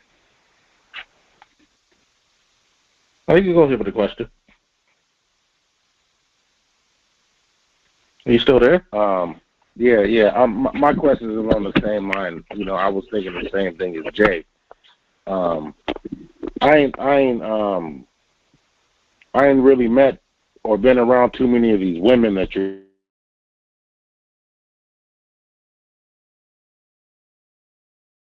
What kind of circles you're running in, and then at the same time, when you talk about the caring, and I mean, I got 5 sisters, man, and some of them got children out of wedlock, and I ain't never seen one of them stories of running a nigga down to child support and taking all his bread, man. So I'm just trying to figure out, is this large population, where is this population of black people at, man, that operate like this? Because I don't know any. I've seen a lot of it. On and off duty. On and off duty, depending on where your neighborhoods are. Now, if you haven't seen it, God bless you. But does that still stick it out through the hands of the court? No. So how many times have I been called, I want him out my house? Next day, you see them in the same house together. Like, so how many times have I witnessed that? How many times have you heard of that? Now, if you haven't seen it, Thank God you have it. Does it exist? Yeah, on a large scale. Does that mean that's every single black woman? No. Yeah, hello. Hey, how you guys doing? This is Ken.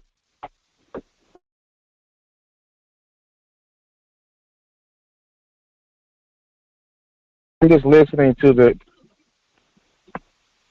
Yeah, somebody keeps muting and unmuting us, Gary. I don't. Yeah, who's controlling the switchboard, yo? Yeah, because I called in regular, so you know what I'm saying. Out of respect to y'all shows, I called regular through the regular number. So somebody's fucking with it, or maybe it's going haywire. One or the other. Maybe let me turn off the Q&A. Check the board when you get a chance, though. Anyway, Ken, put that Bible down, brother. All right, this is what I'm gonna do. If it keeps doing it, I'm just gonna remove the Q&A because I'm not sure. Because this is something new. I don't know why. Yeah, because there shouldn't be nobody on the board. Like I said, I called it regular.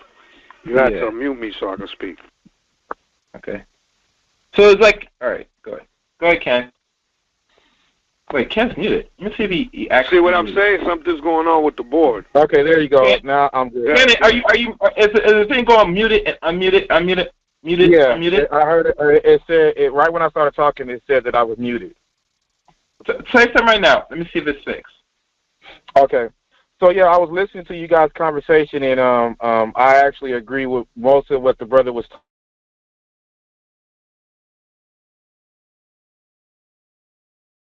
Agree with though. Okay, and I hear this from a lot of black men, is how they want to, this perception that black women are loud, obnoxious, and, so forth and so forth. Now, I know you're saying that, it depends on what circle you roll in, and I definitely agree with that, but I've always come from the mindset, just based on the women I've been with, even my wife, black women are no more loud and obnoxious and everything like that than any other race of women, and a lot of times when the women that are loud and obnoxious and belligerent and even somewhat masculine, it's because they've been put in a situation where they have no choice but to do it, right? And we as men, we can take the blame for that. We can take the blame for that because even like on here, 9 times out of 10, like I guarantee you, some chaos. I'm sorry, I can't remember what the brother's name you're speaking with. Charles. Charles. Yep, I'm sorry, Charles. I'm sorry, Charles. Yeah, I guarantee you, if you were to get on here and everything you're saying, man, is great, I'm behind it. I was even going to say, hey, do you have a website or something I can donate to? You will have niggas on here shooting it down and acting like, that ain't going to work. That ain't going to work. And those are the same ones. I'm sorry? We already had that. Okay. And those are the ones that our sisters got to deal with. Now, I always tell the sisters, hey, you gotta be able to do a better job of vetting these men. But the unfortunate part is we have too many men that's behaving like that, and you're gonna have some that fall through the cracks. Even the other night, we was on here talking about home ownership, and they a whole hour or something talking about how the white man is, and the white man is, and the white man's gonna do this. I said, all right, well here's an option that you guys can do to help yourself as far as getting your own personal wealth going. That ain't gonna work. They ain't gonna let us do that. I mean, it's bullshit. We can't sit here as men and the only thing I can tell women, hey, be careful who you allow to get yourself pregnant by. Okay? That's one thing. After that, I put all that shit on the men. All that shit. Let me tell you why you can't put all that shit on the men. Remember civil rights, when a lot of those jobs were supposed to go to black men? Mm-hmm. How many black women joined the feminist organization? Do you know where all those jobs went to? White women. How many black men got the crap beat out of them, got the shit kicked out of them during the 60s and 70s, where you had the most refined black men in American history at the time? And they joined the feminist movement to say, you got to battle against your men. For the longest time, even during slavery, black people were married from 1890 to about 1970 to almost 1980. 85 to 90%. I'm sorry, y'all. My wife called me. I had to take that call.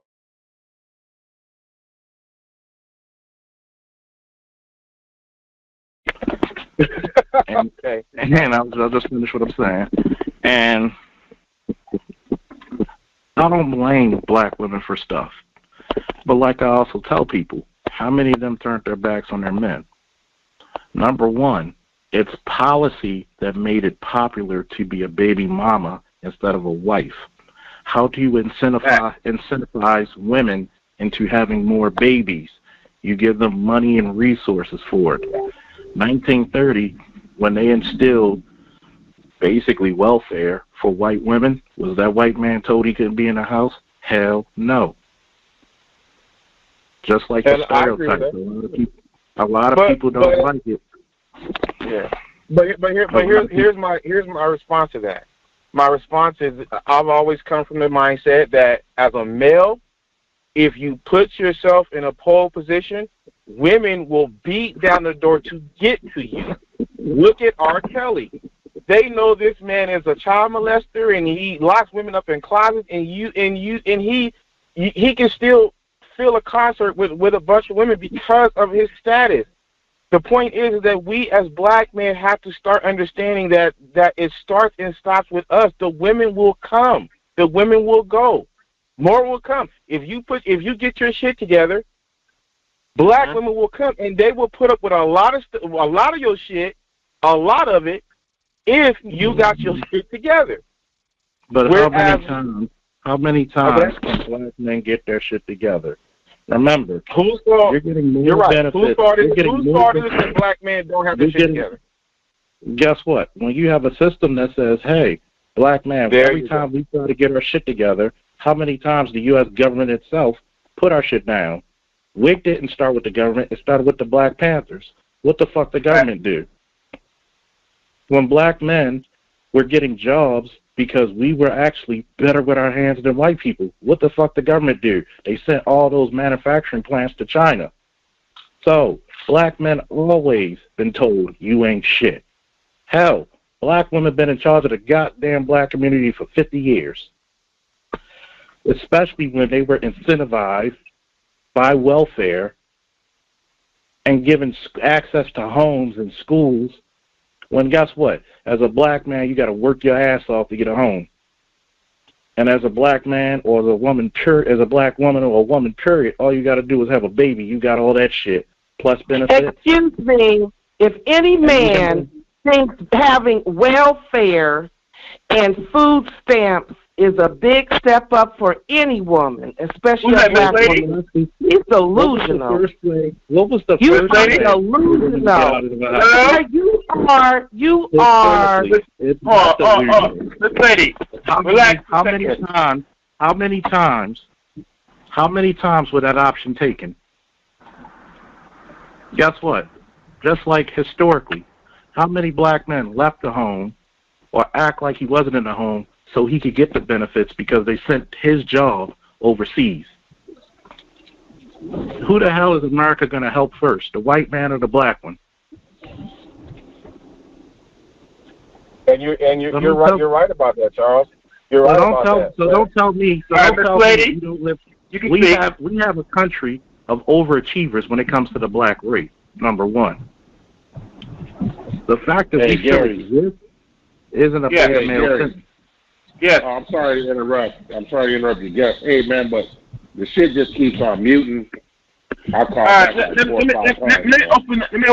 remove the Q&A because I'm not sure what's going on. Let me see how to do this. I think it's mute off. Let me see if that works. Q&A session is over. Am I still muted? I keep getting. No, you're good. We can hear you. Let me see. I think I should not get that problem no more, but let's see. I could talk, but please one at a time. I got to hear. All right, Miss Lady, you were saying something? Well, all of this old silly opinion that it's black women's fault because the system was set up against the black man and she got pregnant by herself. so she could get welfare benefits and food stamps. And it's just ridiculous. I mean, it's just nonsensical. If you really see the few pennies, if he thinks that that's a step up for a black woman, he's delusional. And secondly, if he thinks that a black woman bearing children in his mind by herself, right? The man has nothing to do whatsoever with her getting pregnant, right? I mean, it's just too far-fetched to think, wow, he could think about him possibly impregnating a poor woman who doesn't have anything. And no, you don't interrupt me. You're silly.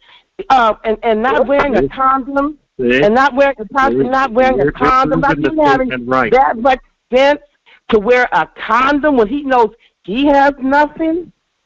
The woman has nothing. So this is the thing. Statement actually pretty correct. If getting welfare, the penny on welfare benefits is a step up over a man, then he's not a man. He's a boy. And he shouldn't be engaging in sex at all. That's what. For your statement was pretty damn silly. This is the same old thing that's common when these loser mentality black men, because that's a loser's mentality, to blame the black woman for his struggles, for the system that's been set up, okay? So that women are blaming the black woman for anything I'm not the black interested in hearing your foolishness. I'm just... See what I mean? You're proving my point right there. Yeah. You just proved my point right there. So I'm going to tell you something, right? Let's not be coy and disingenuous with your silly statement, right? First of all, stop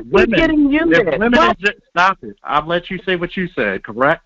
If women in general got 33 different damn fucking ways to have contraceptives, especially in this day and age, y'all had the pill since what, the 60s? Mm-hmm.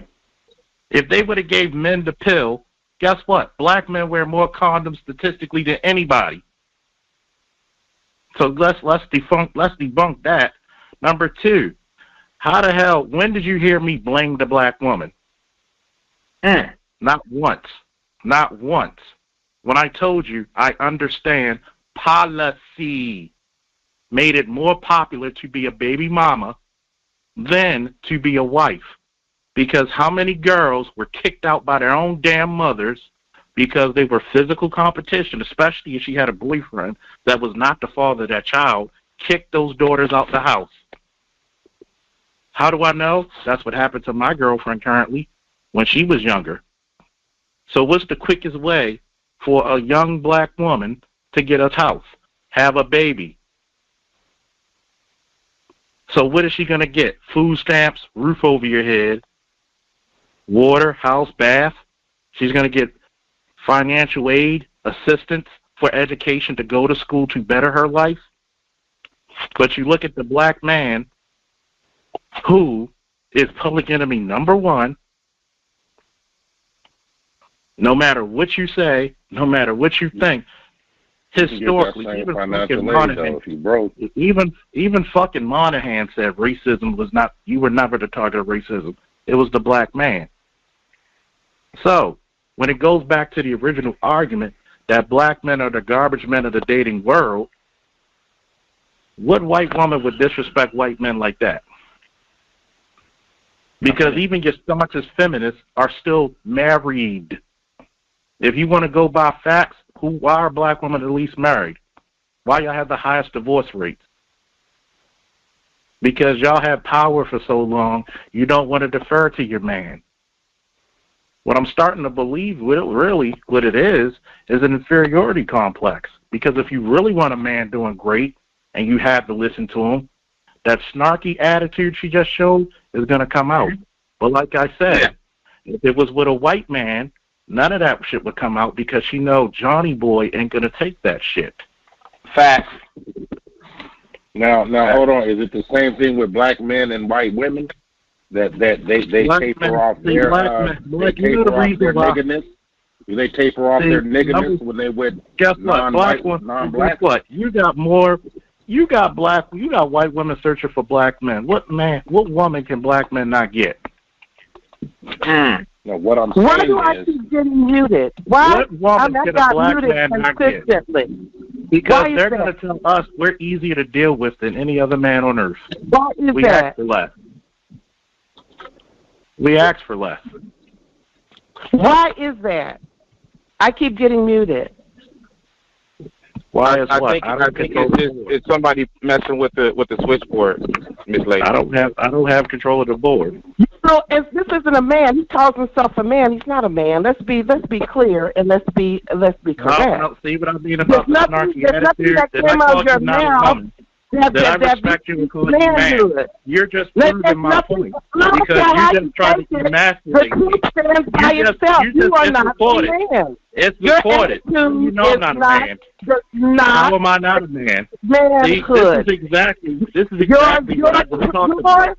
You just said on here, I'm not a man. But yet, I'm not a woman. You, sir, are a child. You guys, we can't understand anything y'all are saying. You are a child. You are a child. See what I mean? That's exactly what I'm talking about. Because when you say something they don't like, they'll try to emasculate your point. They can hear a child when they hear one. The person that's childlike right now is you, ma'am.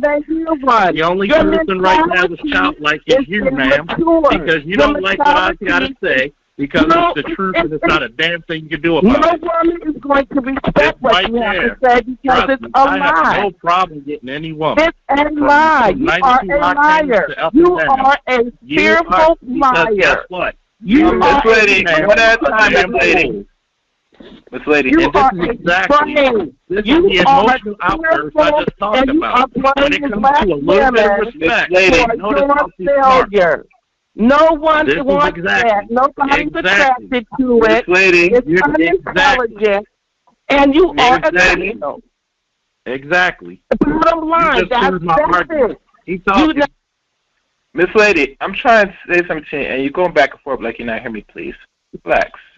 One at a time. Charles, what up, bro? What's going on, Charles? What's up, man? Who's that? See, this is proving my argument. Everybody else. Nigga, you know who this is. I just ain't saying what up to you. I'm saying what up to Charles and everybody else except you. Oh, it's Pat. Now I recognize you. That was good. What's up, Gary? What's up, man? See, this is the bad part about it. It's like even when she said I wasn't a man, was I not respectful to her? You are disrespectful. Man, who cares about words from a woman, man? Man, words, man. But if I would have called her an ignorant bitch, she would have loved every cent of it. Which I'm not. But why though? But why would you call her that though?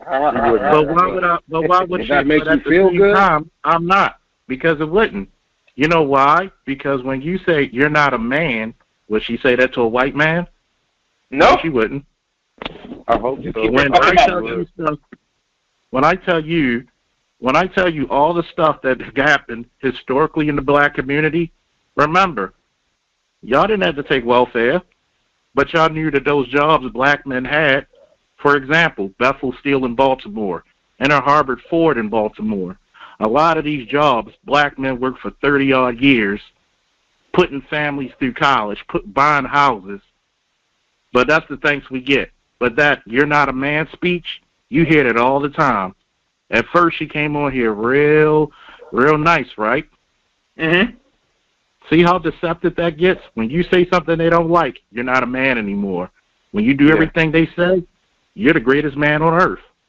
But yet, you've proven my argument just with your attitude alone. Hey, but most men know though that a woman can't be pleased. And my mom told me a long time ago, it ain't your job to please a woman.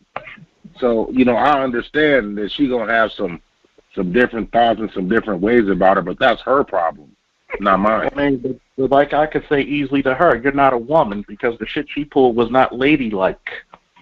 Yeah. But what's ladylike? Who's the barometer? Are we Who is your ideal lady?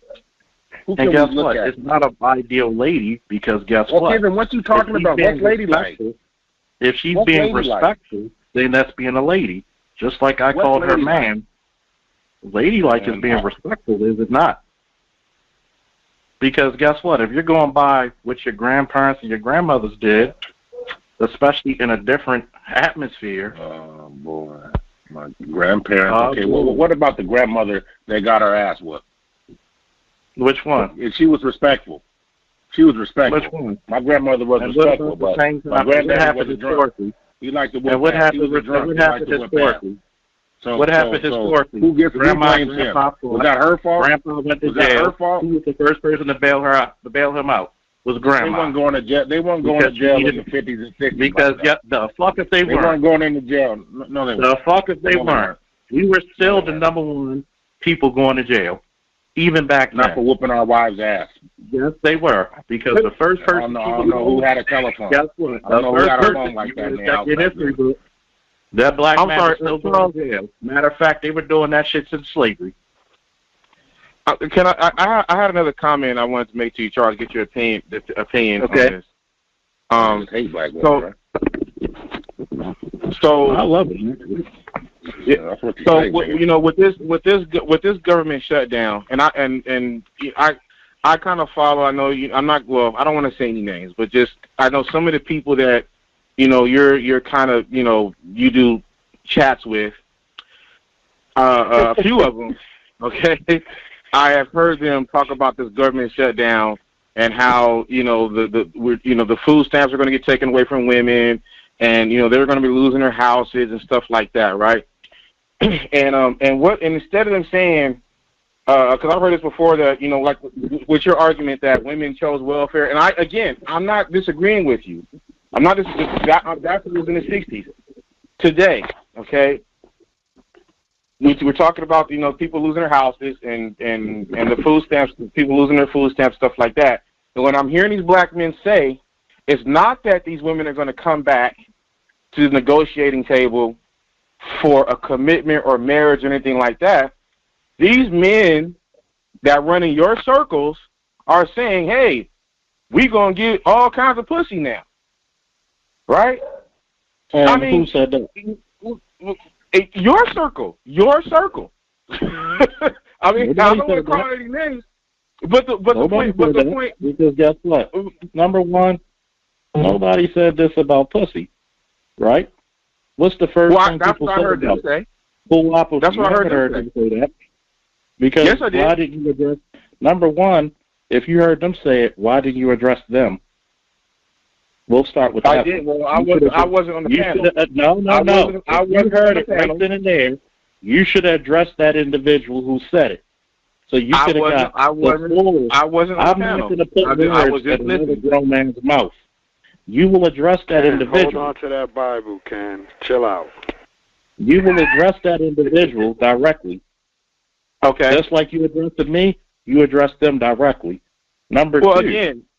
Number two, the second part to your question, when it comes to women coming to the negotiating table, black women in particular, if black women wanted to get married, and this is the power that black women hold, especially since black men, no matter what struggle, no matter what time frame, love their women, guess what? If black women wanted to get married, there will be nothing stopping them. But like I said, did I ever blame the black woman once? No. Nope. Now let's see. Made it more popular to be a baby mama than a wife. Why? Because men and women are not equals. They're complementary. The woman is supposed to do shit that I can't do. I'm supposed to shit that my woman can't do. When we got away from that ideological mindset and allowed others to infiltrate our system, you got to understand. The first thing they did to us in the 70s, they killed in the 60s. What did they do? They killed all our male leaders. Like I said it before on many programs, it's the lion pride mindset. If the king dies, the kingdom is sure to follow. Okay. So then let me respond. Let me respond to what you said. Okay. Now, because I've had a conversation with this man, okay, BGS IBMOR, okay, I had a conversation with him in response to a video that another man did where he ran it down. There was apparently this woman that he met. I think the guy's name was Red Supreme. Conversation I had with him too. Okay, and he said that he met this woman. She was in her early 30s, went to the gym every day, had a career, had her head on straight, didn't have any kids, carried herself like a lady, very dainty. All these things that I hear black men saying that they want out of black women. She comes to him and says, hey, I want a relationship. He's talking to her, according to him, like a pimp. This, that, and the third, so forth and so forth, whatever, right? So for whatever reason, she got back with her ex-boyfriend. He ended up getting her pregnant. He didn't want to be with her neither, okay? So now she's a single mother.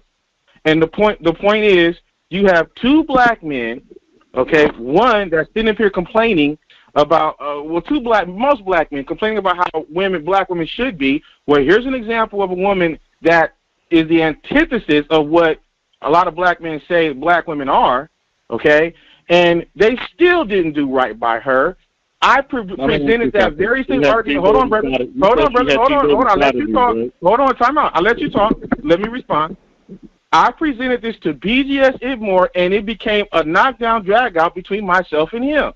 Okay? In your response to the other brother that made that comment about what all these women that were going to come after these men, and all they were looking out for was sex, okay? When you said, well, how come I didn't respond to it? Like I said, I'm just listening, okay? I mean, even if I would have responded, the best thing to do was in the chat. You want to pick today of me putting words in somebody else's mouth. No, that's not male-like. You go challenge the man. No, I did not. Did I put words in your mouth, brother, or did I give you examples of what I'm talking about? You asked me what the brother said. You go challenge that brother. Now, back to what I said. No, I'm giving you examples. Number one, I'm giving you clarification. You go to him and you challenge him on his words. Number one, if marriage was most important to black women, why the hell are they having children out of wedlock? You have birth control. You have 33 options. Yeah. That's bullshit. You have them because you're incentivized to have them. By the damn government. And Mo, the queen never takes over. Never. Okay? Because if the queen really took over, your black community would not be in the shithole shape that it's in. What's the incentive? What are you saying the incentive? I got 5 sisters, nigga. When you have those 5 sisters who are given kids, money and they for were still up in the educational damn benefits house. for having kids in a house, they ain't living in the projects anymore. That good time shit ain't. No. Them motherfuckers are living in $200,000 houses or up. Especially Where? You can come to Baltimore, you can go to any city. Those welfare recipients with Section 8 are living in some damn good homes. Let's not be disingenuous with no shit. Because what's one of the biggest hustles in Baltimore? What's one of the biggest hustles when it comes to home ownership? To buy homes, fix them up to the point where you can get money straight from the government from Section 8. Why? Because it's guaranteed goddamn money. You still shredding papers? Let's not be disingenuous with this shit. I think it's being disingenuous. Dude, like I said before, anytime a black man acts the littlest thing, there's pushback. Did I not say that earlier? But incentive, though? If it was a white man, Hispanic man, or an Asian man, or an urban man saying the same shit, it would have been no argument. Matter of fact, it would have been excuses. It's part of his culture. No queen ever took over. If y'all queens actually took over, why the fuck in I still ain't heard no incentives, though, Charles. I still ain't heard no incentives. I told you the same damn incentives. When you got food, a roof over your head, educational benefits to go to school. How many times have you heard of somebody going to school and they got 3 or more kids. Okay, do you know people who actually get these benefits? Yes. Yes. Okay. Yes. Listen. Did you listen to me? Yes. Those were the incentives. Did you see what welfare reform from Bill Clinton? Yeah. That was the fucking reform. Those aren't the incentives in Ohio, and in Florida, and in Virginia. So, guess what? Guess what? Those are the incentives. Stop caping now. Stop caping. No, it's wait. Caping, man. Now listen, bro. Now listen. We know. Now you just sat there There's and no cried when that point woman was talking to you like that. that, bro. Let's not shoot Stop no caping, shots. man. Right, but okay, so that's my last time asking you. Let's not shoot no shots. I'm not caping for shit. I'm just trying to have a conversation. We're having a conversation, but when I answered your questions, you keep asking me the same question. No, I'm telling you that when you say it's an incentive and that welfare is that not the incentive when you get money for the kids? Section 8 is not in $200,000 homes. Not even yes, they are. Yes, they are. Yeah, it is. So what I asked you, what I asked you was that's one of the biggest. We got a person that confirmed it is. Okay, well, that's one of the biggest hustles. That's one of the biggest hustles. That ain't no deflection. I don't have silver bracelets on. That's one of the biggest hustles people try to do. Rent their homes out. Do you know it's hard for young people who go to college to get a rent or home? But they'll give it to somebody on Section 8 quick. Why?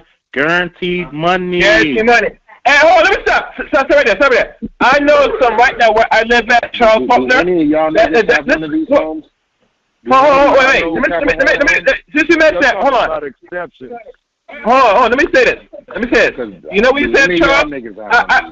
I have known one person that fixed house and he owns an apartment, and he gets some of them that's on the same thing because he knows it's guaranteed money. You know? So he wants to rent to them. Those are exceptions. I'm like this, so we're going to stick back to logic.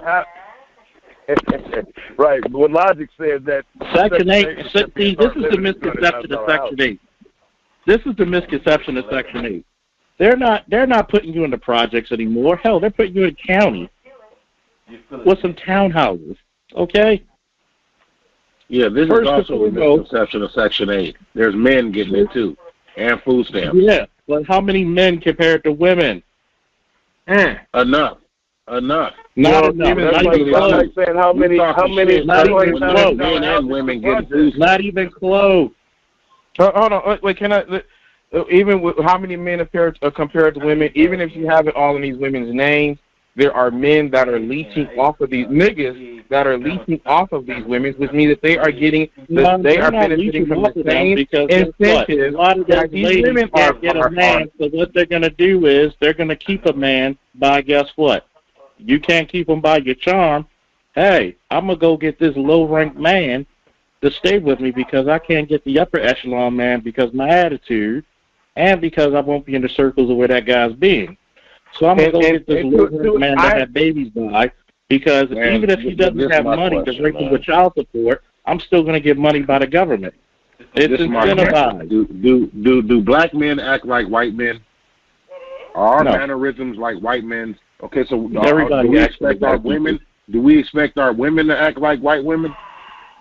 Do we expect our women to be respectful? Because we didn't say anything about acting like white people, did we?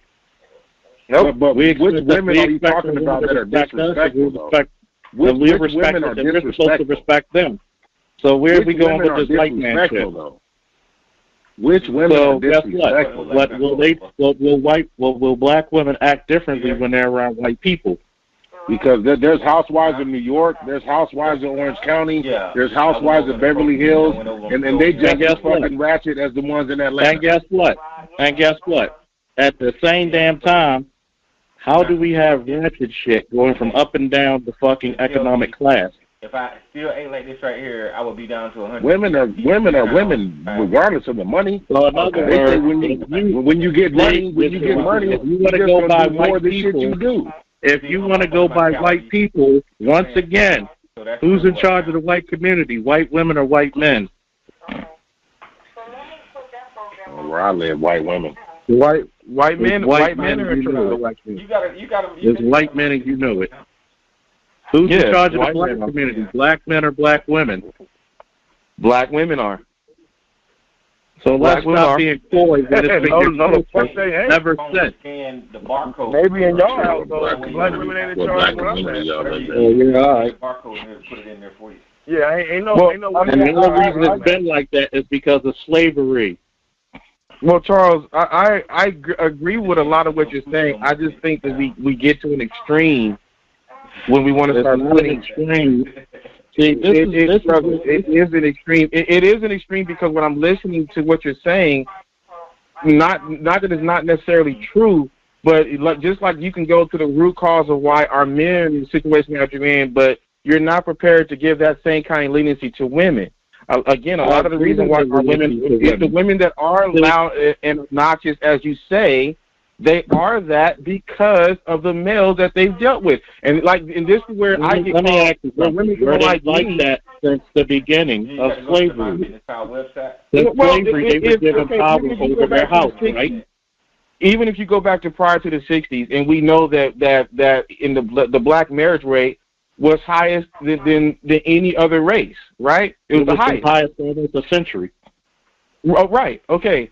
So we're in agreement with that, and I'm in agreement with you as to welfare and all the things that it causes or whatever. But I'm talking about today and the way these men think today. I am not prepared to put the labor at the feet of these women, and I'm giving you examples. Where I don't know, the difference between how you feel, clarification, and examples. I'm telling you, and then I'm giving you examples of what I'm seeing in the circles that you and I run in, or at least that we're familiar with. Good example, because first of all, I gave you an example of your good friend BGS IBMOR arguing with me. Answer that for you. If you're not going to go to BGS and ask him, are you going to go to him and ask him yourself? You're not going to speak for men. But the point I'm trying to make is men are saying because I'm a man. Men are blaming women for impregnating them. Men are doing this. Let me ask you this one, right? If black men statistically wear more condoms, right? Yeah. And you get a woman pregnant, can you tell that woman to get an abortion? No. Can you force her and go to court and tell her to get an abortion? No, you can't. No. So, the only way a baby is brought into this world is why? Because the woman wants to have a baby. So, if you're saying, and that's 50% of your genetic material, right? Yes, it is. So, wouldn't I have rights to that genetic material? You should. In a logical world, would I have rights to that genetic material? You're right. You should. But come on, man. So how the fuck can you blame me for something that once she gets pregnant and you talk to her, well, we should get an abortion. She should have been. You should have worn a condom. She should have been on a pill or whatever. Right. You got 33 options. I got 3. Right. The power's in whose hands? I get it. But guess what? Just like I can blame the man, be careful who you have sex with. You'll never hear women say it's never gonna be. It's never my fault. He got a no. I even tell women this. If I use your logic, you're making women sound stupid, and I know you are not. Okay, and again, the point that you're missing is this: if a man, and you kind of said it, as men, if a man is always going to be held to a higher extent than a woman, a man is always going to be held to a higher extent than a woman. Why? Because you're trying to make it seem like this woman was defenseless. No. Again, you asked me a question. I'm agreeing with you. No. If she's not raped, she's not raped. So I get it. If you're telling me you had all these options not to bring a baby, you guess what? Wanted a baby. MJ, the only narcissist I see is you, because all you seen was me the whole time. When you know damn well how many people go chasing after people with money just to get a baby. Okay? Let's not act like this shit doesn't happen.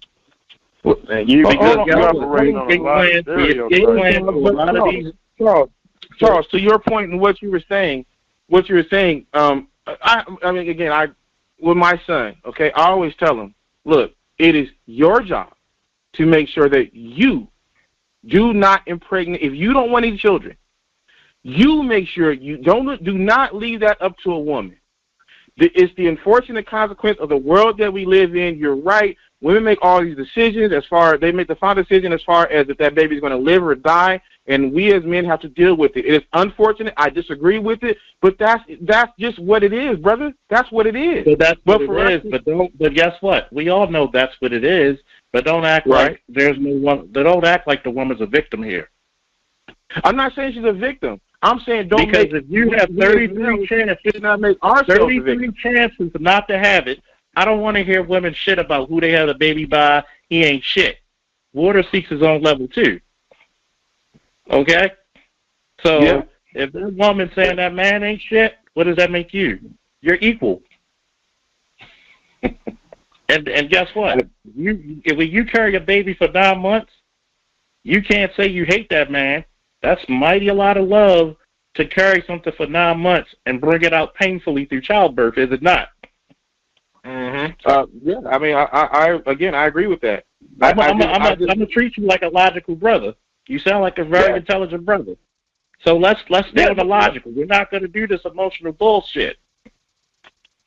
So if the system is not for us, and yes, I'm the first person to tell you there's more white women on welfare. Why? Because there's more white women. Mm-hmm. But guess what? Will they shut the fuck up about it? How many times as brothers through a century we weren't shit, but through the backbone, if it wasn't for the American black servicemen, we wouldn't have had integration or desegregation. So guess what?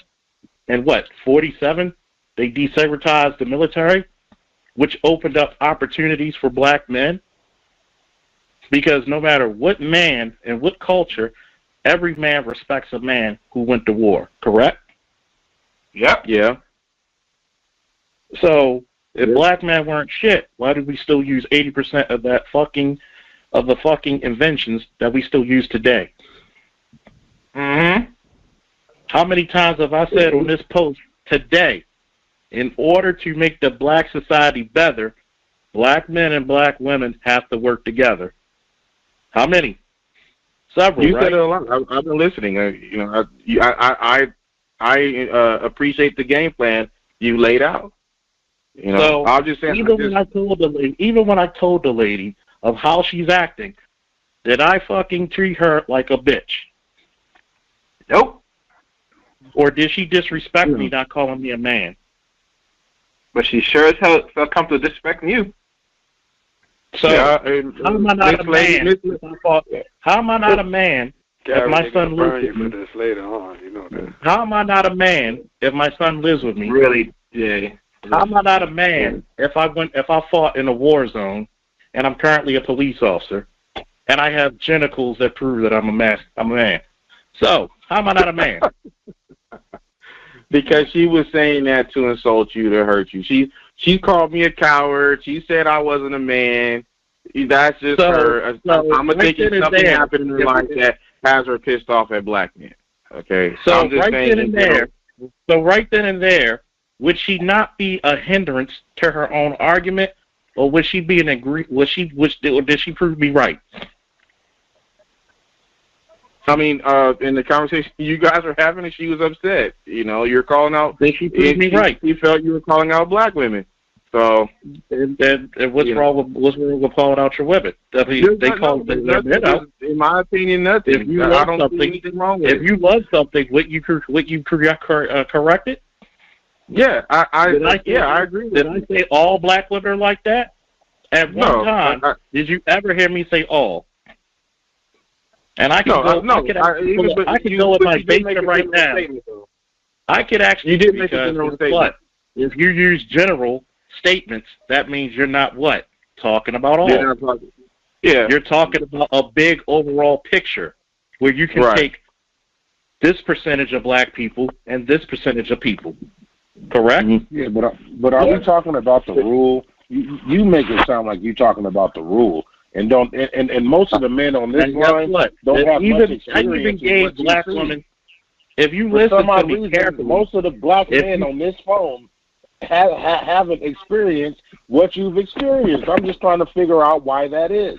Because a lot of you all are not privy to what you see because, one, what's my occupation? Police officer. Yeah, I mean, you being a police officer, you probably see a lot more than what we see. But I mean, no. But the fact of the matter is, you know, I've seen, you know, we grew up around black people. I grew up around a lot of black women. Excuse me for a second, brother. I'm going to say this to Mo. You never hurt me at all. Actually, you made me happy because you proved me right, if you want to do that. And you can keep your apology. Thank you, because you actually showed how much of a non-woman that you are. You just want to now she's not a woman. Now she's not a woman. She has genitalia. She's a because woman. if I say that to her, right? See, that's not manly. That's not manly, though. That's not manly. Now you being petty like a woman. Hold up. Let me finish. Let me finish. Characteristics. Let me finish. You being petty just like a bride now. Hold up. Notice what happened just now. When I said that, notice everybody jump into the age. You stayed very quiet when she said that, right? When she said, I'm not a man, right? Y'all niggas to be saved. Even though I wasn't even serious, even though I wasn't serious with my comment, I tested you out just to see what you would do. Why don't you speak about child abuse in the black community? No, I think the black community right now has the greatest chance of going back to its greatness and having the country at our beck and call. When you have the majority control of the military, police, and fire departments, wouldn't that give you a lot more leeway when it comes to political power? It sure does. I even told you I gave black women an out, and I never blamed black women for taking whatever the government offered. What the hell do you want us to do? Starve the children? But you won't address child abuse in the black community, will you? Oh, what the hell did child abuse come from? Did you know that most child abuse come from single mother homes? Yes. So if you really want me to address it, it's going to get pretty bleak for a lot of single mothers. Yeah. Do you really want to go that route, ladies? I'm telling you right now. If we already passed the time of the show, we can go further deep. I'm not sure if y'all ready for that. And I'm trying to keep it on an uplifting note, or at least bring it back to one. But if you want to talk about child abuse in the black community, majority of the child abuse is 3 times more likely by single mothers. What about the white community, brother? Well, white community, guess what? Let's talk to the white community, because it's nothing but a bunch of perverts over there. There's a white lady talking over there. She wants to know everything that's about black people. This white lady. But guess what? Here's the thing about the white community, right? I love how the white community plays with numbers. What's the number one charge that they're given? Manslaughter. If you look at crime statistics, what conducts crime? Proximity. Who you live near. Abuse. Okay. Ignore the child abuse rates. Okay. Of course, because you know white people are gonna quadruple what the fuck we got. Fact. No. Most of y'all hold almost 80%, if not more, of the child abuse and sex offenses and rapes. No. You're not being honest. You're misleading. The FBI statistics prove it. Dear, listen. That's your government, right? Child abuse rates in the black community are only... Child abuse rates in the black community are nowhere near as high as it is in the white community. And if you really want to go to playing numbers and words, Hispanics are Spanish-speaking white. So if you include them, they're even more. Because a Hispanic is considered what? White. Right. Look, you need to address this issue, okay? We need to address the issue of your psychosis right now. You need to address the issue of why poverty breeds this child abuse. That's the correlation I'm trying to make. Okay. Here's something that me and MJ can actually agree on.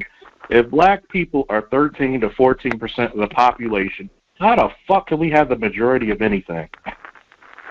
Good question. It's not the majority, it's the rate. How can we, even if you do it by percentile, you still would not get the high number, would you? You do because... You do not. Look at the FBI statistics on child abuse and where it radiates from. Okay, so we're doing this. American Indian and Black Wait, my last question, Miss, are you European? Because it's hot, because well, Miss, poverty rate. What's your name? That's the point I'm trying to make. What's your name? Oh, fuck you. Fuck you. I hope not. You're not right. You're not black. Yeah, she's not black. On, man. No, listen. Next sort of call, I'm gonna put back in the Q&A. If you're not gonna sit there with real yourself, you're just gonna be kicked off. I ain't fucking around tonight. Continue, Charles. And see, this is what gets me pissed off, right? Is that we get like Cerulean says, we go back and forth with lowbrow issues. First, it was about what? The black community. Oh, you hate black women. No, I actually date nothing and love nothing but black women. If you want to be my honest actions and sayings. It's like I said, till we establish speaking about respect for your man. If you got an issue with him, it keeps indoors. Remember, the black man will never ask you anything more. Actually, he asks you a lot less of you than any other race of man would. A little respect given to a black man, he will move heaven and earth for you. Yes, you're gonna have some people who are losers and nip-nons, bidwetters, and so on. But those are the insignificant people that we can't count on from the first start, right? Like I said, black women in general, don't understand the power they hold. If women said we want to date guys with bald heads, but we ain't giving up no pussy, guess what? And I'm talking about all women across the world. Guess what niggas be rocking the next day? Bald heads, my niggas. Okay? So don't give me stuff that's historically proven. I respect everybody's opinion, but when you try to give me your opinion as fact, when these are historical facts, no.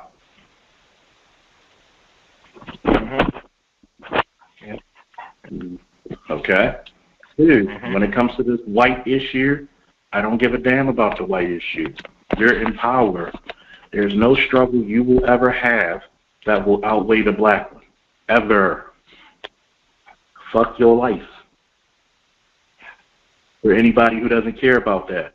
I don't give a fuck about y'all and y'all issues. I'm not white. As soon as I take off my uniform, during my uniform days and before it, I'm still going to be a black man. And that'll link everything. Right. So, if we don't get the black man in positions of power, guess what? If the king falls, the kingdom is sure to follow, including the queen. Notice you didn't have any outspoken black women during the movement. Nope. It was the men. You had some women in key positions, yes, but it was the men. Notice did they assassinate any women? Nope.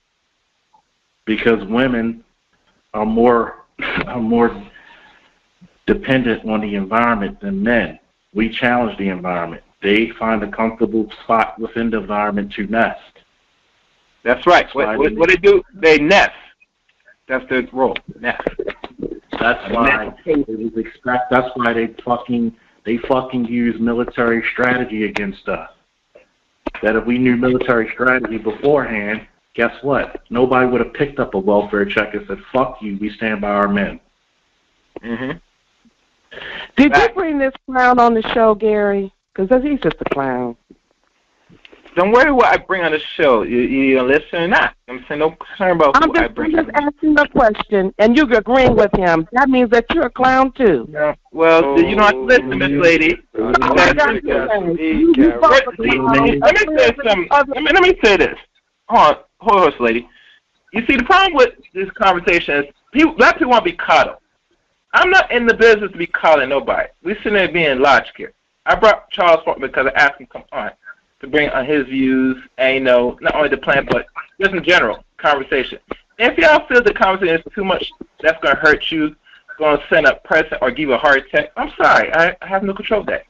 But tonight you might get that work. I'm saying, so you gotta be fair. Okay, Gary. After this, you gotta have him come to the after hours so he can really. Well, I'll do this. Let me see what time, because we already. No, Mark, I'm coming to anybody's after hours. You should still go. Yeah. 15, this what I'm gonna do. Guys, hold on a second. Let me do this.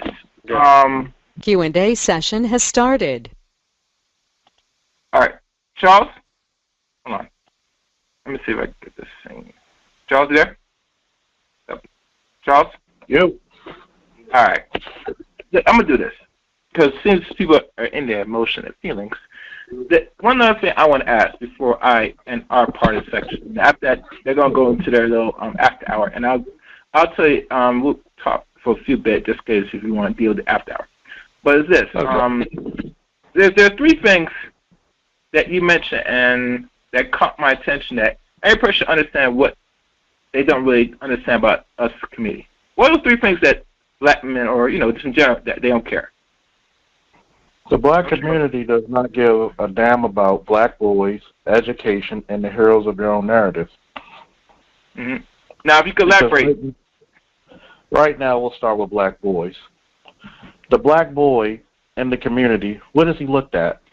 You're looked at as somebody who, we only look at you the same way as we look at a dog. We want you to be obedient, quiet, and we want you to attack when somebody offends us. But go back to your corner being quiet when you're finished doing our bidding. Notice you see all this black girl magic stuff going around. Who's there to encourage the boys? You're either making them effeminate by trying to make them a pretty boy. You don't even have your sons take out the trash. Your son doesn't even know how to change a tire off a car. Mm. You made him such a useless man for any woman's daughter that I would just look at it. If I was the father of that daughter, I would say, no, you will never marry my daughter until you get your shit together. But how do you get your shit together? You need male leadership and authority and role models to actually instill manhood into that boy. That's why I encourage every black woman to have a competent male who she will have that child by and hopefully marry that man so that father will be in that man's life, and also encourage other mentors to be in that child's life. Because the black boy is not getting that encouragement, especially not from his mother. Because as soon as he turns 18, first thing they're going to say, you're a man now, get the fuck out. No skills, no direction. No skills. But those daughters, they're giving all the encouragement.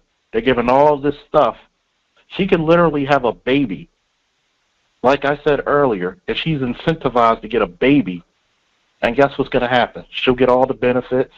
She'll get all the praise. How many people are going to watch that baby? Hell, how do I know this? One of my wrestlers had to live here at my house. The mom got at him and threw him out for months. Didn't give a damn if he went to school or not. Didn't give a damn if he ate or not. But her daughter brought home a baby. That's all the fuck she cared about. You know why? Because that baby was going to bring in money. So I refuse to hear this narrative. It's the circles. No, it's in every circle. It's in every economic status. Okay? I don't care how educated the woman is. She still wants a man to do more than her. Mm-hmm. Number 2, education. I don't see black parents in the droves protesting the boards of education in their neighborhoods. Your schools are obsolete. They're falling down on your kids' heads. They got asbestos. You know it's a goddamn shame when you can't even drink from the water fountains. Mm-hmm. But yet, people want to sit here and try to look at me when we're trying to get black women back into positions of power in the educational system. Mm-hmm. To put a black face back into that boy's life. But once again, instead of calling the real clowns the people that you donate church money to and people you vote for who rob you hand over fist, you want to argue with a person telling you the truth and you don't like it. Think about it. Especially when it comes to the boys. How many of them becoming pilots? First black woman to tie her shoes. Well, I'm proud of the sister for doing whatever she does. But what's going to happen when she looks for a black man to marry and we don't have suitable black men because we didn't put as much attention into those black men? Mm-hmm. Then, let's say he does make it through high school. You should go to college. You should go to college. How the fuck am I going to pay for college? When we suggest join the military, my boy ain't going to no white man's military. Well, you still use that white man's dollar. So this is your country. This is your military. Use it and break the system. It's your system. Get your money up. Save your money. Go to college. And do what you got to do. Mhm. Mhm. Mhm. Mhm. And the last one you said was the last one is being the heroes of your narrative. You got to stop relying on the government and everybody else to start the work for you. We got to take the initiatives ourselves first. We can't pray and look for God to do the work when He's giving you the strength to do so yourself. You got to start the organizations. You got to start tutoring your children. You can't praise yourself saying, I got the number one, we the fastest learner, we got the most degrees, and your child can't read on grade level? That's shameful. It is very shameful. I don't care if it's a black man or black woman. It's shameful. But, they said that, that we're doing good, but we're not, because it's not the reflection of our environment because of neglect of the boys. And, this is the most, I would say, taboo of the black community, regardless of what we do with the males, really. And for the past months now, from not only other outlets and YouTubers, but this is something that, when they talk about the archaic situation, these out of all that conversation, and nobody really emphasized that, the reason why R. Kelly and the brother that didn't fall under the predatory behavior, especially the younger one, is because of his sister, the one that did. And that was swept under the rug. And when I found it was the woman that did that, I said, well, it's like unheard of. And then I hear all these other stories about what females play a role just the same way too. And they don't talk about it at all. You know why? Because it goes back to what I said earlier. Now, one damn sister blamed R. Kelly's sister. It's always, blame the black man. Guess what?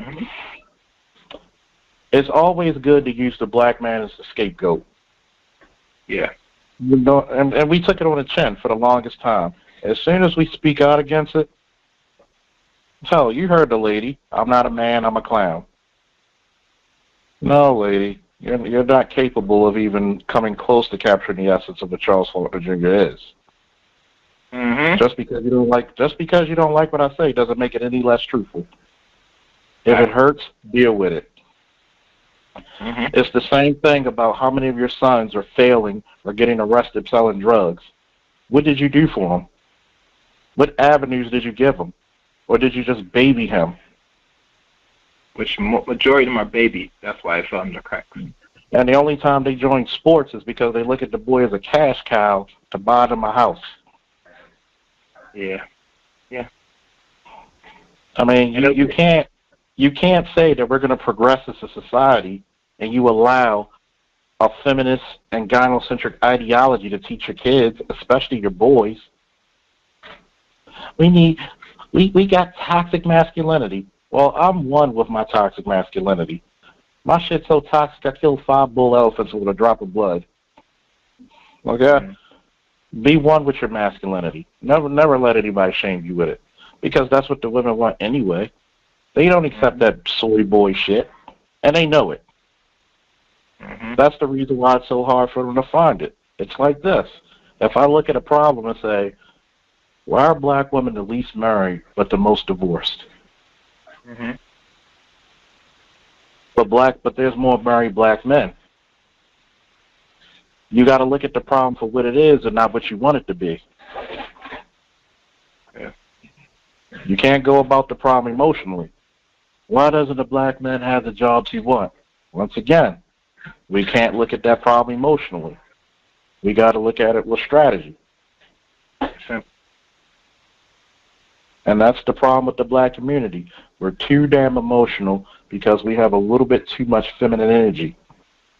Mm-hmm. And you know, and when the man gets ready to say something, as you heard just now, a few minutes earlier, we get challenged on it. Yeah. But then they want leaders. No, you just want yes men. Yeah. You proved tonight. Yeah, and it's not just on tonight, but just in the general. You know, any conversation when discussed with just typical men. You know, just talking out. You know what I'm saying? And no, Mo, you didn't focus on solutions. You focused on emotional outburst. And you know, Mo, I know you went to the service just like Charles Faulkner. And one question I asked, and this is an important question: is military science taught in all aspects of the military once you in? Or was it only a certain section? It's taught, but it depends on the individual. Because number one, when she started all that stuff, I kept my cool. I'm like, oh, now you're breaking down. You can't debunk what I said logically, so you're going to try to go to name calling. That's juvenile. Yeah. Even with MJ, I love you both, but you're wrong. Because number one, if every black woman wanted to be a wife, we wouldn't have premarital sex, would we? Women are the gatekeepers of sex. Even back then with the shotgun marriages, a man knew that, guess what? If I get her pregnant, I got to marry her. Mm-hmm. So guess what? Now, who's the husband now? The government. Mm-hmm. But but don't you think that the government is the best baby dad in the world? No, he's not the best baby daddy. He's just the best side nigga. Yeah, I know. When the main nigga says no, you go over there to that white government and say, "Hey, baby."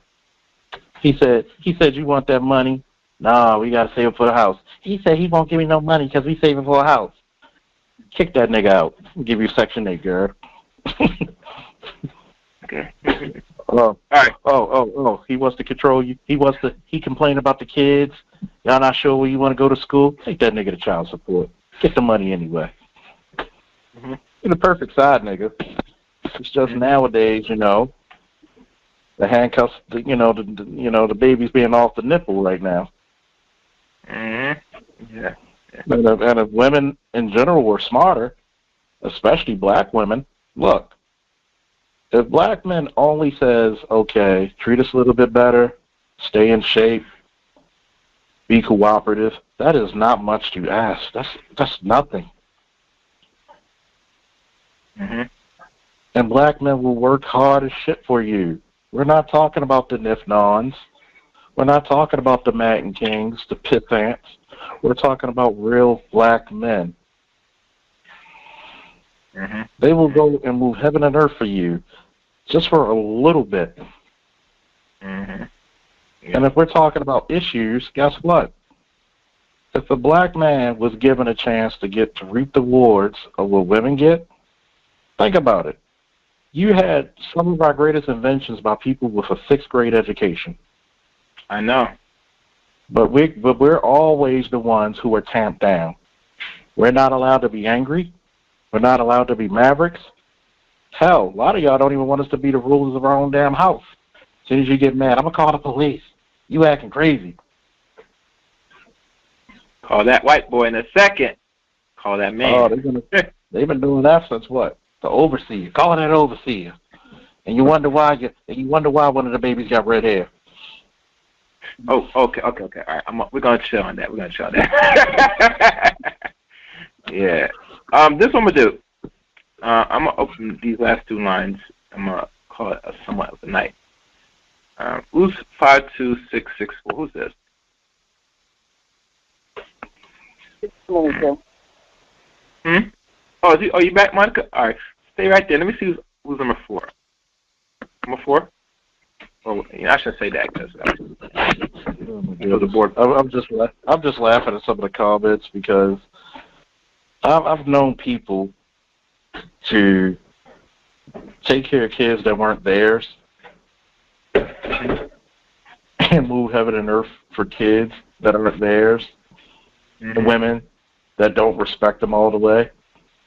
So how are we going to be disingenuous about this? It's kind of hard to have an open conversation when people aren't honest with the world. I am woman, hear me roar. As beautiful as the black woman is, guess what? Like the black man, you have your shit too. So do we. We take our L's. We give it L's all the time. We'll take them, and we'll work upon them. Yeah. Hey. Now, the line is open. You have a question? I got one for you, boss. Oh, Sarge. What's up? Oh, you need me right now. You really... Hey, Charles. Oh, wait, Charles. This right here is an old-ass nigga, but he an old veteran, man. He served in the Army, too, man. What's up, man? What's up, brother? Thank you very much for your service. I appreciate everyone who does honorable service for the United States Armed Forces, and I appreciate that you did. But even more than that, I appreciate you challenging this absurd narrative of toxic masculinity that we hear everywhere today. It is beyond absurd. It is dangerous and destructive. Now, there is no such thing as toxic masculinity. Masculinity is the state of being masculine. There is nothing inherently toxic about masculinity. Masculinity is a positive. Now, there are people who behave in a toxic manner, and many of them are men, but masculinity is not inherently toxic. It cannot be toxic. You're toxic, Sarge. You are, sir. Shut up and listen, because you need to learn. Stop being such a fool. You are fucking fool. Hey, it's my turn now. You're going to let me finish? All right, guys. In the back of the fucking White House. Please. This is what I mean about fools and punks. That's what we got now. We're not grown. White House and wipe your fucking president's ass. And this is what we get. This is what your guest is right now. Go wipe your president's ass. Sarge, now, you know it's late right now, and I'm not going to stretch this for like another 30 minutes tonight. So if you don't have no questions, Sarge, I'm just going to keep you on mute. I'm opening your line one more time. Please ask your question. I don't want to hear no long speech and rhetoric. Please. Go on long speech, man. I'm not you. I don't do that. All right, let me tell you something, man. Here's what it is. Most victims of homicide are men. Most suicides are men. Most people killed in workplace incidents and accidents are men. Most parents separated from their children after divorce are men. Most homeless people are men. Most people killed in warfare are men. Most of the students that are lagging educationally at every level are men. Most drug abusers are men. Most of the inmate population in correctional institutes are men. Men are lagging in every metric indicator you can imagine that you can measure. It's not theoretical, it's not hypothetical, and it's not a narrative. It's the truth. But yet we're hearing this stuff about women and how women need to be empowered, and then they present us a few elite men who run everything. It's a tiny percentage of all the men in the country, and then they try to pretend this is typical of male dominance, when it's not. It's not true. It's a Potemkin village falsehood. But Sarge, even with all that being said, if there was no men, the civilization would not progress forward. Not a bit. I don't see women building skyscrapers. Women don't do that. That's not really what they do when they build. So, see, both sexes contribute to civilization. They're both equally important, but men have a role that women do not fulfill. Men are explorers, men are adventurers, men are risk takers, men are inventive, men have a dynamic of energy that women don't bring to civilization. Women bring other qualities that are necessary. But we're trying to pretend that the male aspect now is all of a sudden not important and not to be praised. You know why? Let me ask you this question. I know why. Oh, believe me, sir, I know why. Let me ask you this question, Sarge. Name one invention a woman has created that benefited the world overall. Well, there have been some. I mean, Madame Curie. You know, I mean, let's give her due. Let's give, like IBMOR, the great actress. She did a lot of work with magnetrons and electronics during World War II. Yeah. That still resonate today. There are women who invent, but let's be honest here. Come on. Let's be, as Jay would say, let's be real. It is men who invent things. We know it. It's the majority of the bulk of its men, even today. And even with all the educational, even with all, even with all the stuff, and contribute something meaningful. You a fucking child. You even the one with all the behind stuff. the Stop, stop it. Grow up, mature. You the one hanging behind the fucking Grow president's up ass and crack. mature, sir. Contribute something meaningful. Go clean your president's asshole. See, there we go. See, this is what I mean. Come on, Mr. Fuller, Jay, you're right. You were right when you described accurately that you present something that people find incompatible, something they cannot digest. They react like a fool. They react like imbeciles and nitwits. This is what is common, and this is all too common in the black community today. Okay. It's no mystery why the plight is the way it is. You look at this childishness we're facing here. See, it's funny because, and I don't knock women. I think women should have equal opportunities to do whatever their hearts desire. But if women were so great by the narrative standards, why do you have to tamp the boys down? So we got to promote the girl. No, you purposely tamp. Anytime you have the girls and the boys running the same path, the boys are going to do better. Do we have women scientists in the past? Yes, like Sarge said. But guess what? There are very few women who think on a global scale. Women think in hypergamy. They want all the resources to themselves. They're not natural givers. Women are natural takers. They're biologically selfish. They had to be for the human race to survive. They want the best genetics, the best resources. So, when we talk about this toxic masculinity, which is straight up bullshit, okay? No woman wants a soy boy. No woman wants some soft motherfucker. They'll tell you that to damn selves. Every woman that I know will tell you that. Oh, he's too soft. He lets me run him over. Yeah, because that's not what your biology is calling for. You can't tamp down your men and think you're going to progress as a society. If anything, that's when society actually goes to a downfall.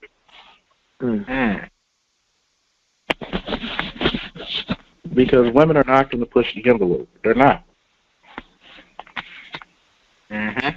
Anytime you hear a woman who says toxic masculinity, that means she is really disingenuous and dishonest. She wouldn't know masculinity if it hit her in the fucking nose. Okay? And yes, MJ, I've been schooling you the whole time, but it's not my fault you weren't able to capture the essence. Carrie, don't laugh too hard. These women are going to whip your ass later on, too. You better. It's not the first time women are trying to with everything. Women are gonna whip your ass, Gary.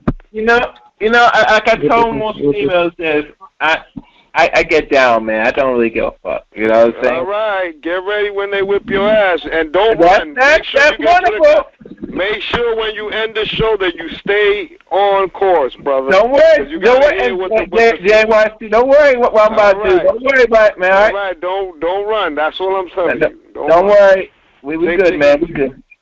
Just because I want to start out. It's funny how there's so many, and I'm thankful for black women who don't believe in toxic masculinity. And they like, yeah, that's that white woman shit. That ain't our shit. I'm thankful for black women who didn't fall for the bullshit of feminism. But the ones who did, you lost souls. How are you going to say the problems you had with the white man is the same ones you had with the black one? Last time I checked, we were in this fight together, not them motherfuckers. How the bitch who historically had the easy life gonna tell you about how hard she had it? Fact. See how easily it was foolish to think that? You don't see us teaming up with white men for shit. If anything, they don't even want nothing to do with us. The only reason we joined the military, because guess what? Hey, we needed money and we needed benefits, or they drafted us. We had to go. The most heroic, the most progressive are the black men. Even the black women who said, fuck feminism, we with our man. But there's so many, unfortunately more than the more who went with feminism than those who stayed historically, who bought into the ideas. And how do you know they bought into the ideas? Because they use the same bullshit narrative and language now. How do you know it's more? Because how many women are quick to say, my nigga ain't shit, he ain't shit. That's feminism in its worst. No. Yeah, you have plenty of women who stood up for their men. But unfortunately, this is what happened. When you have a person says you're a clown because they're opposed to your ideology, instead of actually trying to debunk my narrative, which they can't. Yep. They start resorting to childish shit. Like name calling. Meaning what they call a man's, But once I said, but it's funny how everybody was fucking quiet. He's not a man. But when I said she's not a woman, exactly. Yeah. I would say that face to face. You're not a woman. That wasn't ladylike. I didn't disrespect you because your butt hurt. Your feelings on the side lean. Not my fault. A little bit of your ass got chunked out. Take your verbal ass whoopings like a champ. But I'm supposed to believe this is a respectable woman. I'm supposed to believe everybody saying toxic masculinity. Do me a favor. Look up toxic masculinity and see it doesn't exist. You can take that and the word homophobia and shove it up your ass because there's no such thing as either. Facts. You don't have to agree with me. You don't have to agree. I love a healthy debate. It's what men do. But men don't resort to that bullshit. If you're going to debunk me with your logic, if you have it. If you have it. Trust me. Toxic masculinity, right? Toxic masculinity, but men will still fucking change the tires of women they don't even know. Men will still come to the rescue of a woman getting her ass beat. Men will still carry on and carry kids out from fucking flood waters, dragging the boat while the woman and child is in the boat safe, when God knows what the hell in the water can attack them. Men still get on the battlefield. I don't see women out there on the front line. You never will. Never will. Nope. I don't see them making the sacrifice. I don't. How many women getting pulled over by racist ass cops getting fucked with? How many men are being told they aren't good fathers but run through the fucking court system? How many fathers, because they dealing with a bitter bitch, won't even let him see his kids? And no, Taz, none of you could debunk me. Not one. How many? But you don't call toxic femininity when you see it. You're quiet about it. I don't see none of these Me Too movements going up to schools where teachers are fucking having sex with boys. They don't talk about that shit. I don't see Me Too going up there and talking about how women kill their kids and drown them. But you'll go about something 30, 40, 50 years ago head on. If you want to talk about rape, let's talk about rape in prisons. If we're going to be fair, we're going to talk about the whole goddamn spectrum. Yep.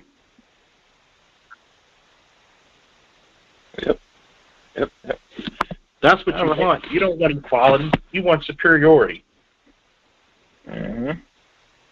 Take that feminist talking point and shove it up somebody else's ass. Right. And for my men and my women who stand forth and say, fuck you to toxic masculinity, I, for one, salute you. That's right. Real talk.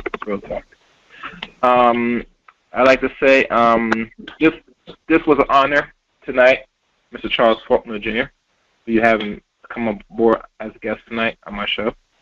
I think, out of many guests I had, and this is just the beginning of the year, and I feel it's going to be a very good year, I'm saying, for men, black men. I'm saying it's going to be a beautiful year. And you not only bring down the pain, but you brought that actual, real, toxic masculinity, something that has not been talked about in such a long time in this platform. I'm saying it's been shunned, it's been shamed, Sometimes some men might bring it up a little bit, but, we have our females that will just say, don't even start. What are you doing? And you have the men just pipe down a little bit, But not you tonight, man. You just went all in, All the way in, I appreciate it. I thank you, I will say this. Now let the pit bulls on. Let the pit bulls and the Rottweilers on, Gary. Hey, do it. I got you. Let's chill. All right. Hold on, let me just do this. All right, Mr. Thompson, I am going to end tonight's broadcast. I'd like to thank everybody for listening to tonight's discussion. Go back to the replay if you missed all what you heard. I'd like to thank, again, guest Charles Faulkner, Jr. And like always, you can find him in, you got Facebook, Charles? There? Charles? Okay. Hello? Yeah. I'm not sure if you have Facebook or anybody if you want them to follow you on social media or you just, Cool. It's optional. You don't have to. Okay, people would have followed me on Facebook. The same name, same face. Same game.